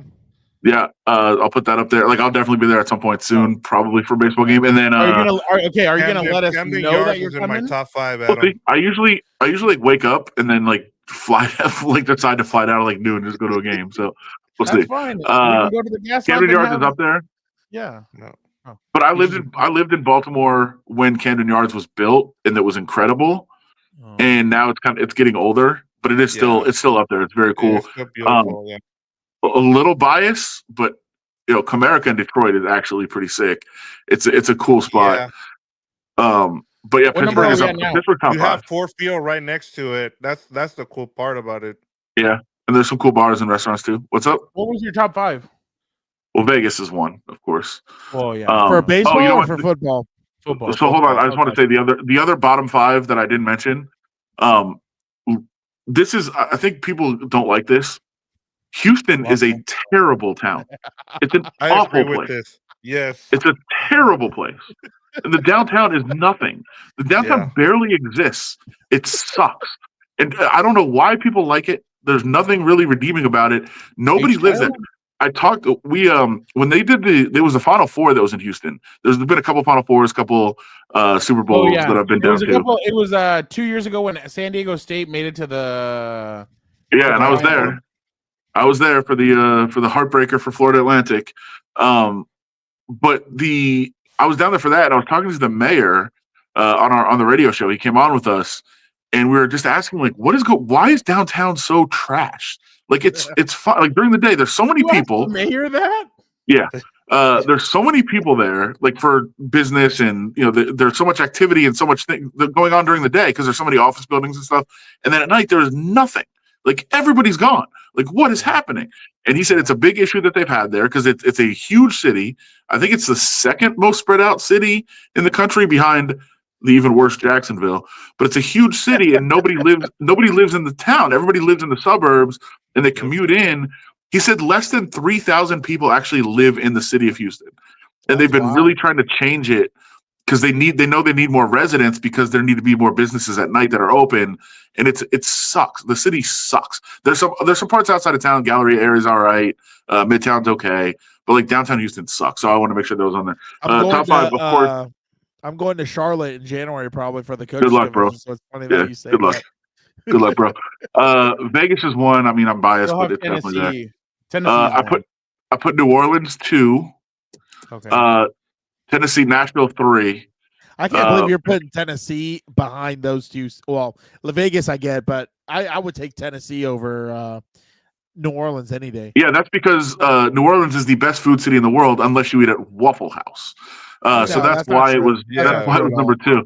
It's the best food city in the world. That I ate the whole week. We went to Cafe Du Monde. What are you talking about? We went to like one of hit all the tourist spots. Yeah, Cafe Beignet is a better beignet anyway. Number 4 is Indianapolis, which I know I get a lot of grief for, but I love Indianapolis more than anything. Indy's amazing. I love Indy. And then number 5 is actually Chicago, which I think Chicago is like the best like big city in the country. I think it's up there. And 6 was Atlanta because I think Atlanta's pretty cool. There you go. Chicago. Adam, we appreciate you jumping on with us. You are the best. We love you. Hopefully, if you come down to San Diego for a game, you will let us know so that we can at least go share some wings at Bub's or something with you. So, have you ever been to Bub's? Oh my god! I think I know every bartender. Yeah, I was about to say, yeah. This guy's a connoisseur. No,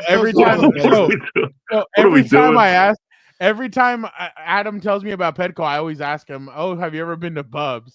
And he always like shoots on me for it. So that's why I'm this undiscovered rare place where you literally can't get in most days when there's a game going on. Yeah, and it's right next to the freaking stadium, as well. Literally right next to it. Yeah, exactly. Yeah. That's why I was asking. But yeah, we'll definitely do that, and then we'll hit you up when we're on our way to WrestleMania to hang out with you. Hey, so. maybe if you're nice enough, we'll take you to our Korean barbecue spot. Unless have you already been there? He's gonna say it's a better one.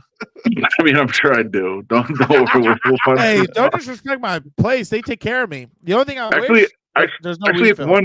That's one food that I'm not like. I don't have that many good spots for, mostly because I don't know how to cook and I'm scared of cooking my own food. So I cook it. So Fernando's got you. You're in good hands with Fernando. Yeah, you're in good hands. I just hope they haven't changed anything. Fingers crossed. Same policies. That way I can maybe they added a fire right before we went. Supposedly they had just reopened. Yeah. So Adam, thank you so much. You're the best. We love you. And then we'll go get some Bojangles during WrestleMania. We'll go get some Bojangles. You guys have fun with that. Actually, I'll tell you, there's a cool diner that you should check out when you're here. It's called Denny's. Like really, really low key. Yeah. Not many people know about it. It's great. Yeah. No, we went to a diner once out there that was really good. We go to International House of Pancakes.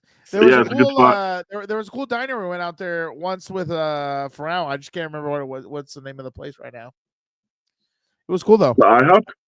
It's good. No, it wasn't an IHOP. It was like a diner that was like really dark in there. I think they had purple lights and there was fires all in Vegas. You remember that one diner we went to? By the way, I know everything about Vegas. I know the place that you're talking about. You don't even have to tell me. It's Peppermill. It's Peppermill for sure. Yeah, that place was really good. It was really good. It's great. We like to go. We like to go to. We do diners, drive-ins, and dives. Is that a chain too, Adam? No, it's not. It's a spot on the strip. The only sad thing is they used to be 24 hours all the time, and they're not anymore. They're only 24 hours, like 2 days a week, which kind of sucks. Because it used to be like the place where you'd go at 4 a.m. and like everybody, like every strip performer, every stripper, every like if you had a musical act or a magic show on the strip, like everybody would be there. Everybody would be there like 4 a.m. It was a cool spot to go, but only 2 days a week now it's open. How many Elvises over under? There'd always be like 3 somewhere in there for sure. Okay. But it's also the huge diner, which you guys probably went to, and then in the back there's the lounge area, which is phenomenal. Has a different menu and some great drink menus. That's where a lot of people definitely hang out in the back. And then there's like a water fountain kind of thing that's like on fire. It's super cool to sit around and just hang out super there. Cool. Oh yeah, it was awesome. Spot. I loved it. We haven't gone back, and I want to go back. Maybe this time when we go to WrestleMania. You check it out. Yeah. It'll be great. It'll be great. We'll be bugging you, Adam, when we go out there. So yeah, for real. You know what other place I want to go to? Well, I guess I've kept you on long enough. My bad. The Garage Burger place where we went. I still want to get the milkshake or something. Sickies, yeah. The pizza place was delicious too. Oh, I want to go back there. I want to go back to the Detroit pizza. Yeah, that was good. Yeah, Sickies Garage was the place, and then you're talking Garage, yeah. It was a burger place, yeah. Yeah, that was bomb. I want to go back there, yeah. And the Detroit pizza, yeah. Yep. What? Naked City Pizza, for people that do come to Vegas, Naked City Pizza, my friend's spot that's legit. That's a great spot. Oh, it's really good. Really good. Yeah, we got some good best wings in Vegas. There you go. Over here hungry now. Appreciate you, Adam. Thank you so much. My boy. That is Adam Hill of the Las Vegas Review Journal. Let us get now into Dan, I will be right back. I need to go tend to something, but you guys take over. Start talking about Elimination Chamber real quick. I'll be right back. Sounds good. I'm gonna pull up Jeffrey's comment real quick. There's nothing like Moe's. We have a good time over here. It's no biggie. We have a good time just slinging beers and everything else, which I'm excited. Tomorrow I'm going to go to a barbecue spot, sling some beers. I'm going to have a good time. Where are you going? It's there's a double header tomorrow, so no big deal. But the undisclosed high school that I work at, both won their championship, so there's 2 state games tomorrow. So it's a double header. Yeah, it's a double header. We're real excited. But anyway, you watched Elimination Chamber or no? I did. I got to do the preview with Fernando, which was really cool to kind of go over some of the scenarios that he brought up. But actually, I want to hear from you, Dan. What were your thoughts going into it, and what was your biggest takeaway from Elimination Chamber? My big I thought going into it, I was like, okay, cool. Like the only thing I said from the beginning, which Frau and I had talked about off camera, was I did not want to see, Damian Priest in the Elimination Chamber. I think Jacob Fatu would have been better. I think even Finn Balor would have been better. There were some other guys, but I mean, whatever. He was in it. I think the other thing also was I thought Bianca Belair winning the Elimination Chamber, I was kind of like, I guess, I get it. It's probably interesting because you see Rhea versus Bianca, but I mean, now I'm rooting for Rhea the whole time because I don't want Bianca with another championship. Like a hot take for me, I was saying for this, I think Bianca's a good wrestler, but I think her character's whatever. It's like I don't think she's very good on the mic.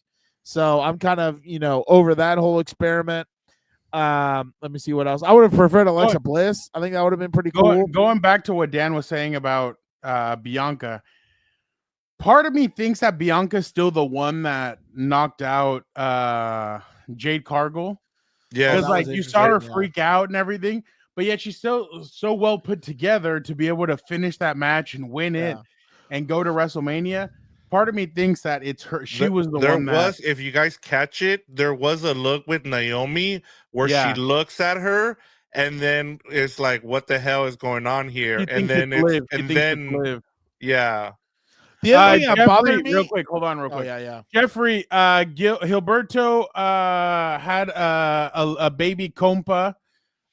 He did recently have a baby, so he is taking care of business. You're going to be stuck with just the 3 of us for we had a comment here from someone who said, "Cubo Compas, tell Gilberto I hope his child arrived healthy and happy, but he's still a chunta." But I think the other thing that tripped me out too, Vic, was like Jade Cargill. If you knock out Naomi, take her spot. Get in there. Yeah, you know what I mean? That actually would have been what are we interesting. doing? You're just walking away. That actually would have been interesting. Okay. I love what this says right here. Oh my god! You want to put it up? Oh, did you pull it up? My bad. No, I pressed here it. you go. I pressed it. Smega 59. Don't you feel WWF? I love the throwback, by the way. I do respect that. I appreciate that.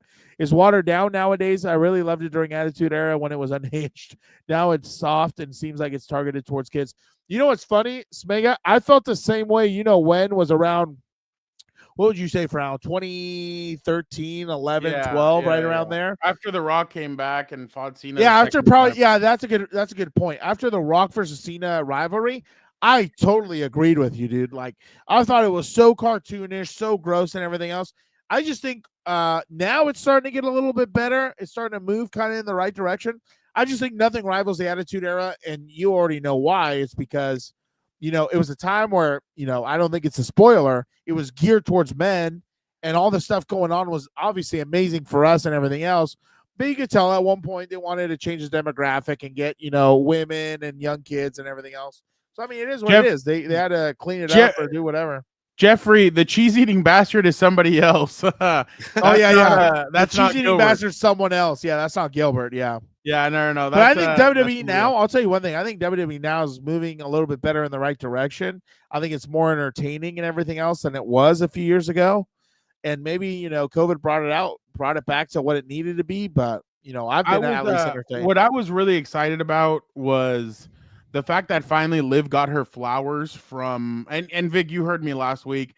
Yeah. I was very adamant about it because ever since she came back from injury, Liv has been, in my opinion, the top woman in WWE. Oh, 100%. She is taking everything over. She's delivering great matches.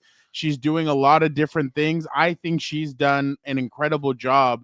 I don't know if you saw, Vic, the picture that she posted this morning. Her arms are beaten. Like, she has a bunch of bumps. She has a bunch of bruises. Like, you're just like, oh my God, like, what is that? So she really deserves her flowers for everything that she did. She made that finale. Like, I actually thought she might win it, but then I thought, well, they're not going to want Rhea and her again. Yeah. So it's Bianca and Rhea, which I think is going to be a great match technically, like, or with the way that they're going to wrestle and everything. But I just think that Liv deserves her flowers. She has put herself now in the upper echelon of the women in WWE. I think she's top 3 right now in there, if not number 1, just because of everything that she's done in the past year. Now she's going back to the tag team.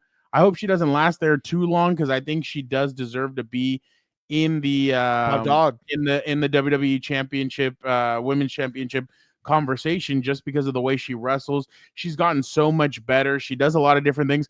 She teased a 619 on Saturday, which I been hilarious. Was very excited. She's gonna hit it at WrestleMania. I already know she's gonna do it. But I just think that Liv deserved a lot of credit. She came in, I think, number 2, and she lasted the whole match. So that was definitely great to see. But I thought the women's match was fantastic. I thought they did a lot of different things. I thought Jade coming out, like Dan said, I really would have loved if she would have taken Naomi's spot in it. But I understand the route that they decided to go. But I'm actually interested to see what they're going to do with the whole Bianca-Rhea dynamic, because Rhea is a little bit of a babyface lately, and Bianca, we all know, is a babyface. So I wonder what route they're going to go with that. But I'm wondering about the mic. I'm wondering about the mic. How are you going to sell fights? I need Bianca to improve herself on the mic. Like, she needs to be able to go toe to toe with Rhea, because Rhea's going to bring it. Like, we all know that. That's why Rhea and Liv work so well, is because they're so good on the mic.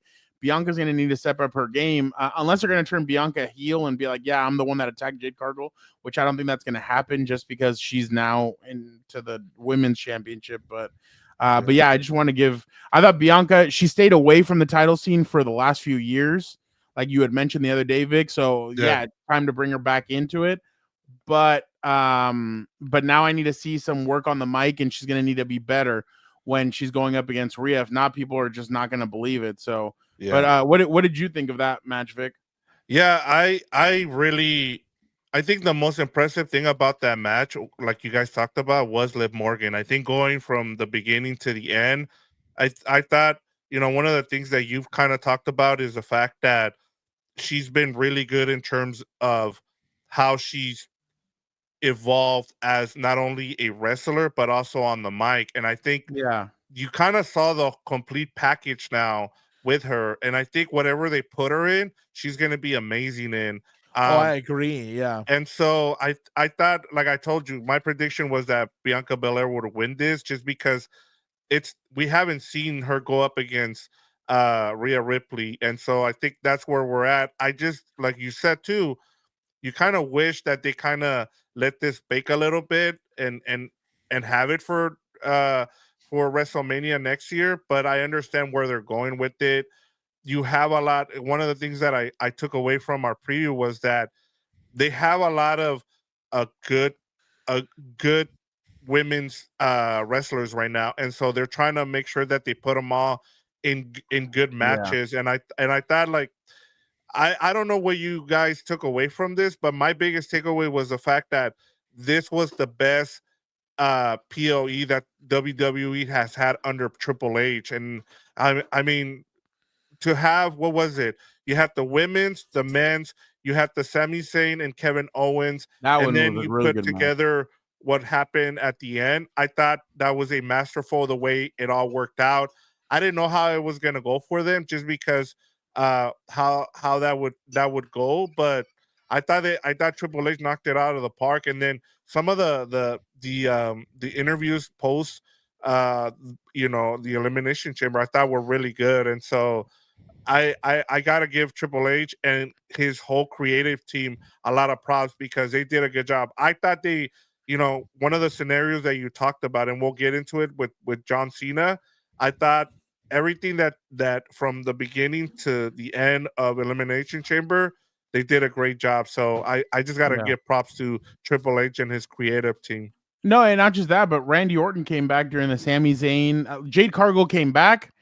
Randy Orton came back, and then at the end you had the huge pop, just like at Survivor Series a couple of years ago, where Randy Orton comes back, he's in the match, and then CM Punk emerges after years of not being there. So Triple H has done a really good job of throwing a curveball. I don't know, Vic. It's the way The Rock made it sound on. Well, let's I guess move into now the John Cena aspect of this. So the way John Cena was talking, oh my God, these comments are hilarious. Smega, you should see her. She came back. She still looks great in and out of the ring. Amazing. Yes, it is Lupe Fiasco right behind me. Oh, that's a good eye. Yeah. Obviously the big news coming out of Saturday night. Jorge, we today's our first episode back. Yeah, make sure it's Jorge, like the first day of school. Exactly. Jorge, make sure you go back and check out our interview with Adam Hill. We had Adam Hill on for about an hour, so make sure you check that out. You should pinch yourself. Pinch yourself and we're see what back happens. And we're not going anywhere for a long time. So Jorge, we are back. We're ready for this. So the big news on Saturday obviously was the fact that John Cena ended up winning the Elimination Chamber match. He ends up championing Cody Rhodes, and he's like, congratulations, this, that, it's going to be you and I at WrestleMania. The Rock comes out, slits his throat, and basically tells him it's time. Jorge Gilberto will not be back for a while, so you're going to have to deal with just us. So I'm surprised, Jorge, that the first word wasn't, it's great to see Dan or something. But I know that so then John Cena low blows The Rock or Cody Rhodes, and then he finally does the heel turn. Now, Vic, in my opinion, I had told it to you, there's two roads that John Cena can take. It could be the easy road where he just wrestles here and there, goes off, and then rides into the sunset in December. The other one was doing something he hasn't done in 20 years, which is a heel turn. Because I was telling Dan, he wasn't a heel when he was Thugonomics. He was just he was an basic Thugonomics kind of thing. So he was just different. It was different. Now it's a full blown. Everybody hit the like, please. We would definitely appreciate it as we continue to build this back up. Jeff, I was not a fan of Travis. But John obviously is now intertwined with The Rock. We don't know exactly what's going to happen yet because John is won't be back till March 17th. By the way, March 17th, St. Patrick's Day. yeah. Dude, But no, hold on. This March happens, 17th, and you won't get an explanation for like he 2 doesn't weeks. know. He doesn't even understand why. Everything has something to do with something.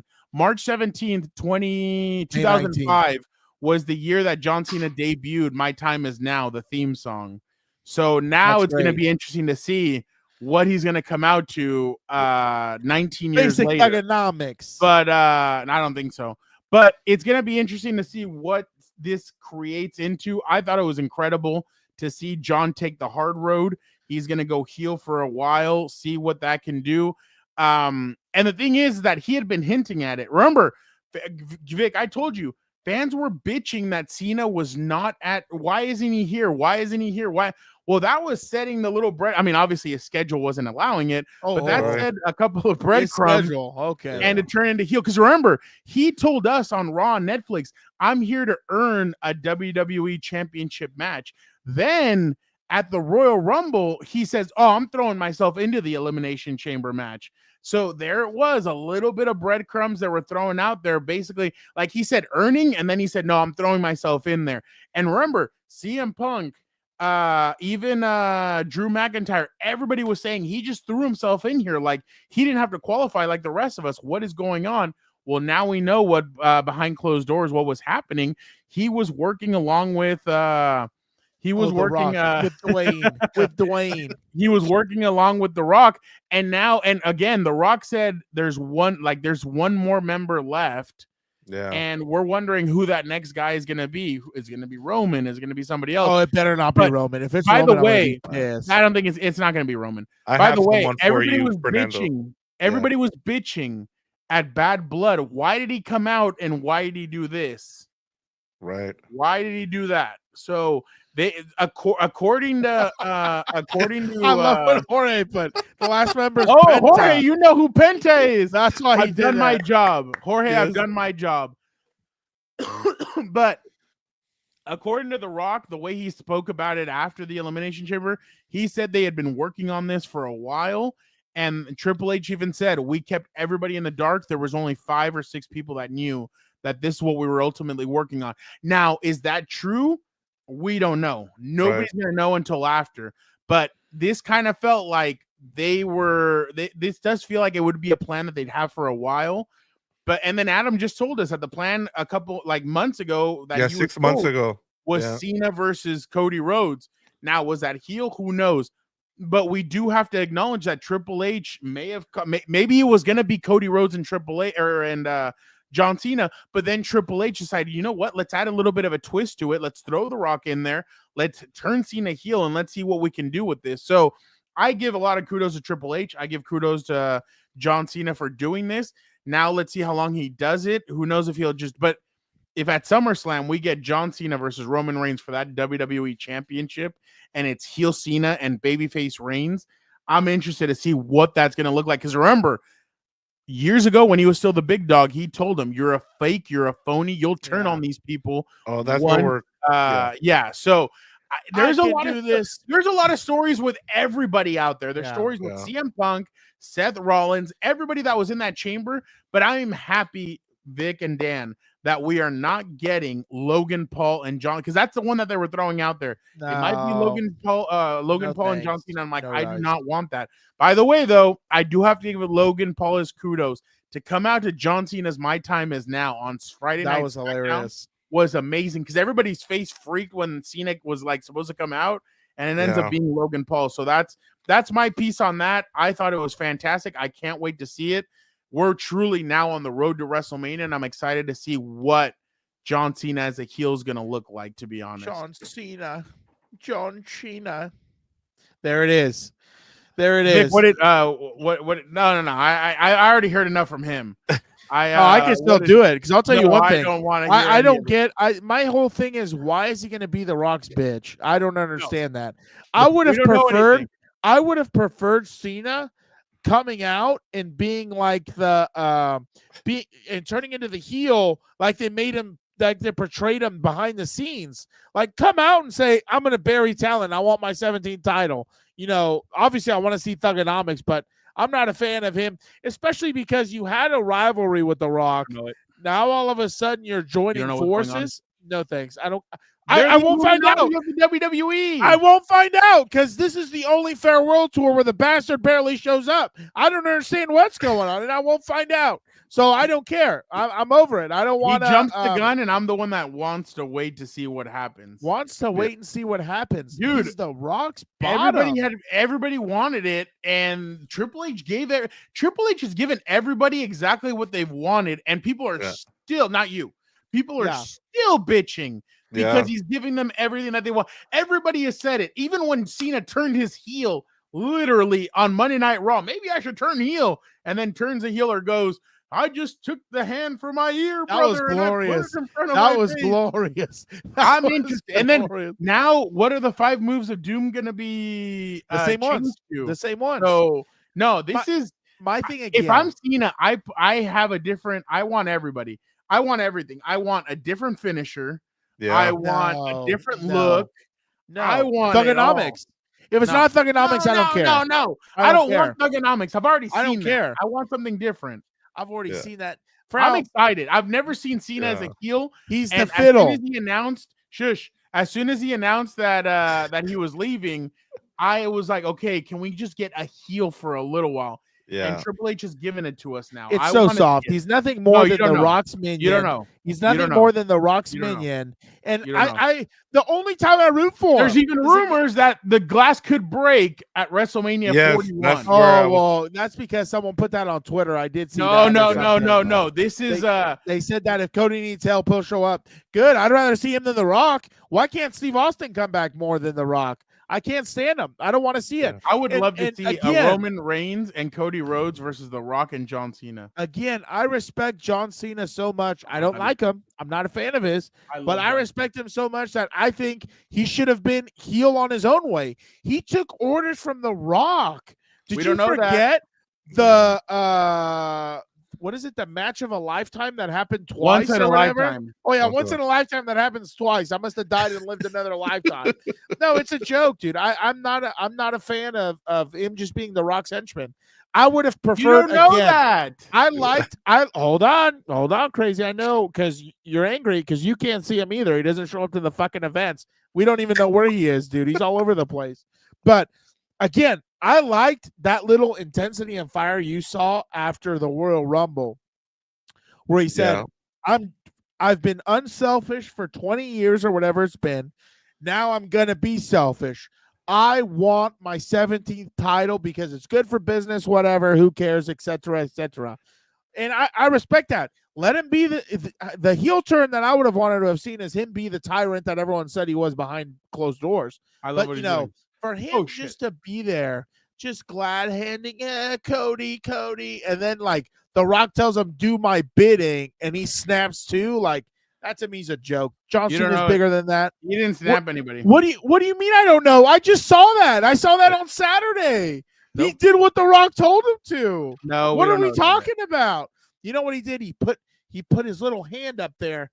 Oh, well, what was it? Didn't he say no, actually, no, I shouldn't say the nickname he had for him back then. Different times. What Dan wants is this man puppet right here, Ric Flair's daughter, to break the championship. No, don't you dare even start. That's why Ric Flair's bitching on Twitter. No, he's not. He's not.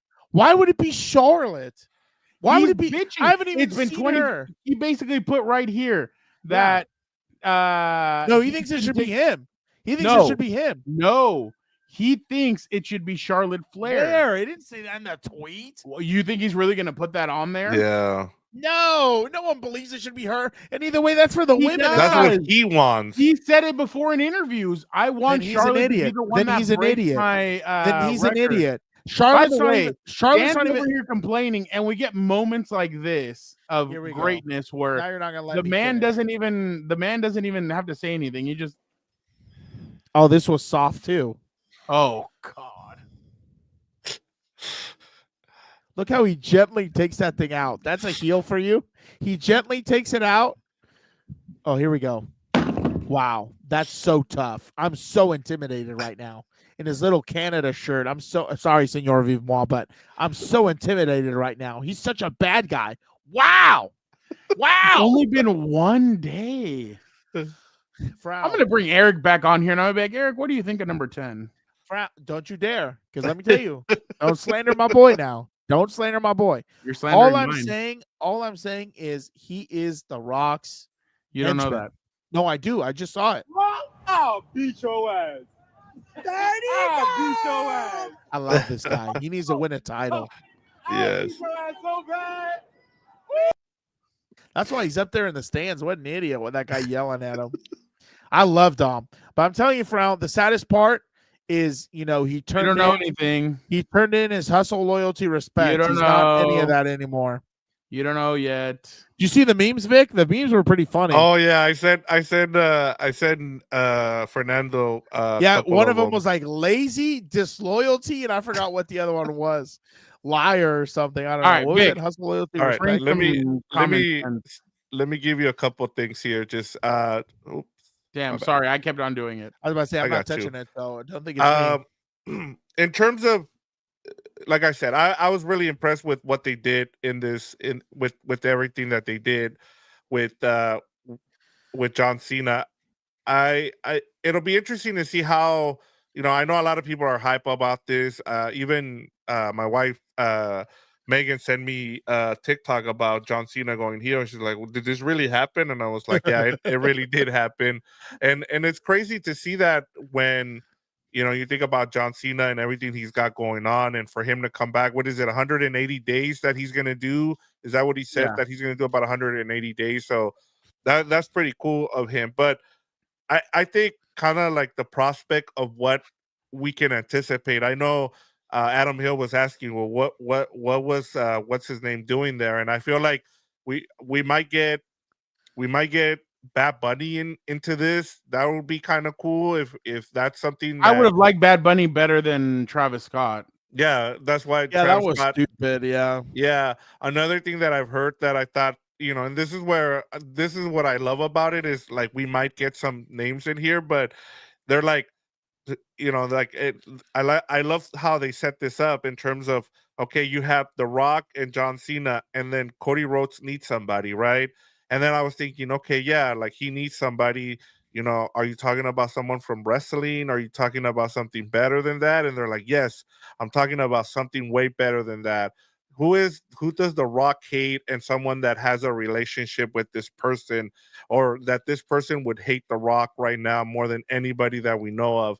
And I was thinking about it, and it's like someone that has a movie coming out in Vin Diesel. Yes. I'm like, imagine Cody Rhodes gets Vin Diesel. Hilarious. But you see how it turned into a spoof now? That would be hilarious. Yeah. He'd be like, he's like, Cody Rhodes is my familia. And then and then it would turn into that. But I love this storyline, Fernando, and I want to see where they take it. And I'm like super happy because like, the Compas will be at Wrestlemania, and so that'll be something cool to see. And so yeah, like I'm excited to see what happens next with The Rock. There is a third possible, like you said, there is a third member perhaps. One of the names that I've heard thrown out there is Batista, but Batista's lost a bunch of weight, and I'm sorry, but why would he waste his time? Like he's such a great actor now that it's like Batista has a chance to win an Oscar one day. Like there's no reason for him to take time out of his schedule and lose all that weight for him to try to be a real actor. Not that I don't say that John Cena isn't. And I think he left on bad terms, or he hates the company or something. But he has a good relationship with Triple H, so I could see him. He didn't have a good relationship with Vince, but go ahead. No, and I was just gonna leave you with this. I think Stone Cold kind of makes sense, but I want to see what CM Punk and some of those guys end up doing. That's why I'm excited to see what Seth Rollins. Oh, you know what else we haven't figured out yet? Also, what's the favor? Yeah, that's exactly what I'm saying. Like, I think it's going to be more on the man. There's part of me that thinks it's not going to be Jey Uso and Gunter. I think they're gonna add somebody. I don't want to say why. But who would it be, like a triple threat match if that's the case? CM Punk. Add my boy Dominic Mysterio.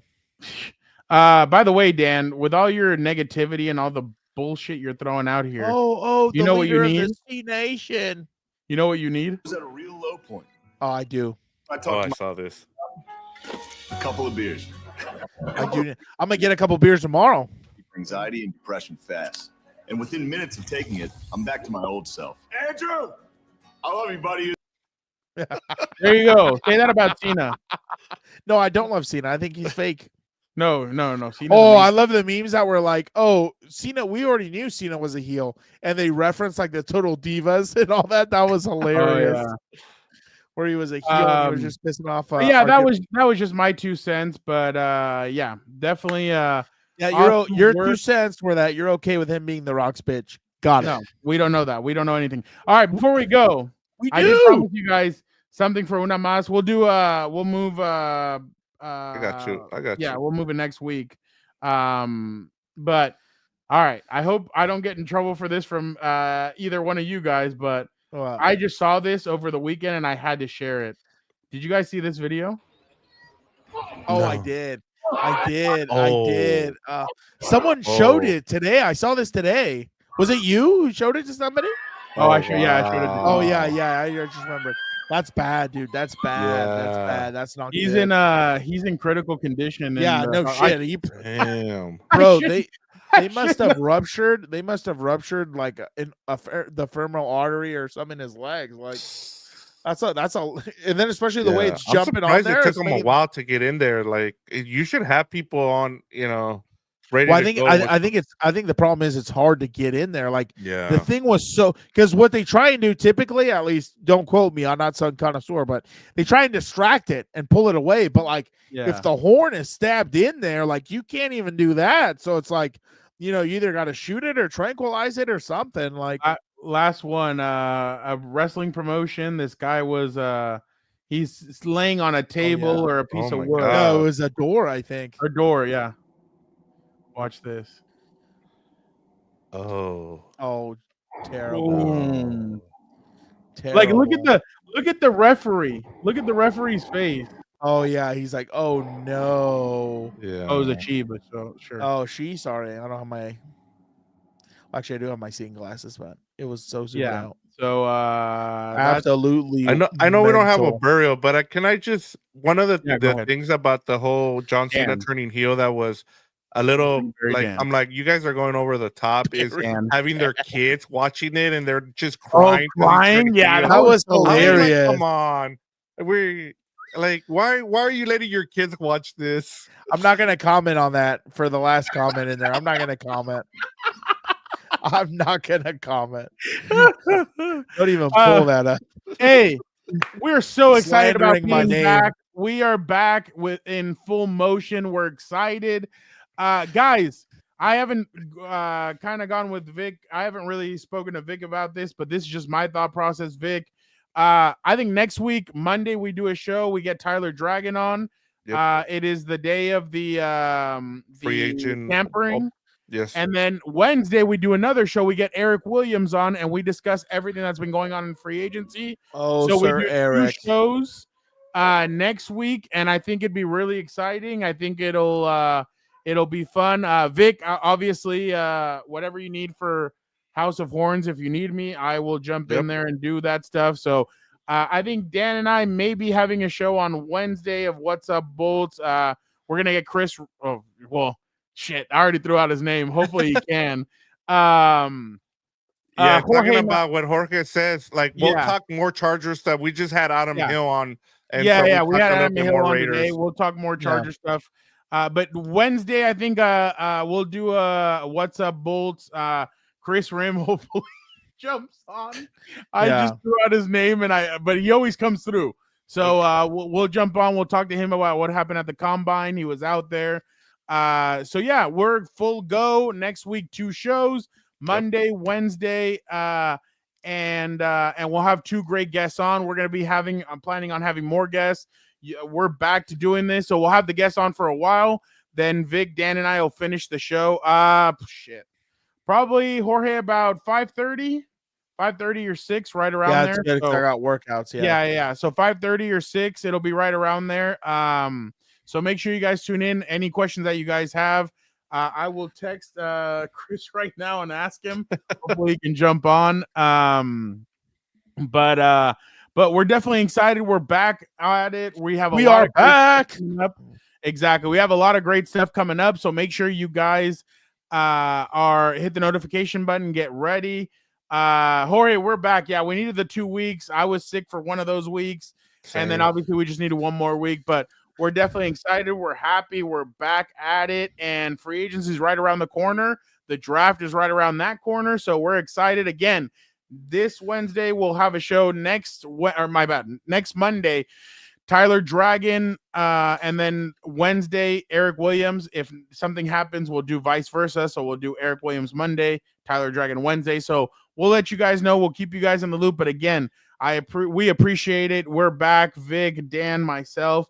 We're excited about this, and let's get it going today. We had a great show. If you guys didn't check out our talk with Adam Hill, I told him 25 to 30 minutes, and we went an hour and 15. Yeah, so for real. that was definitely a lot of fun. I don't think Adam felt like we abused of his time, but again, a 2-hour show like you guys wanted. We're back, so we're definitely excited. Thank you guys so much. Smash the like button.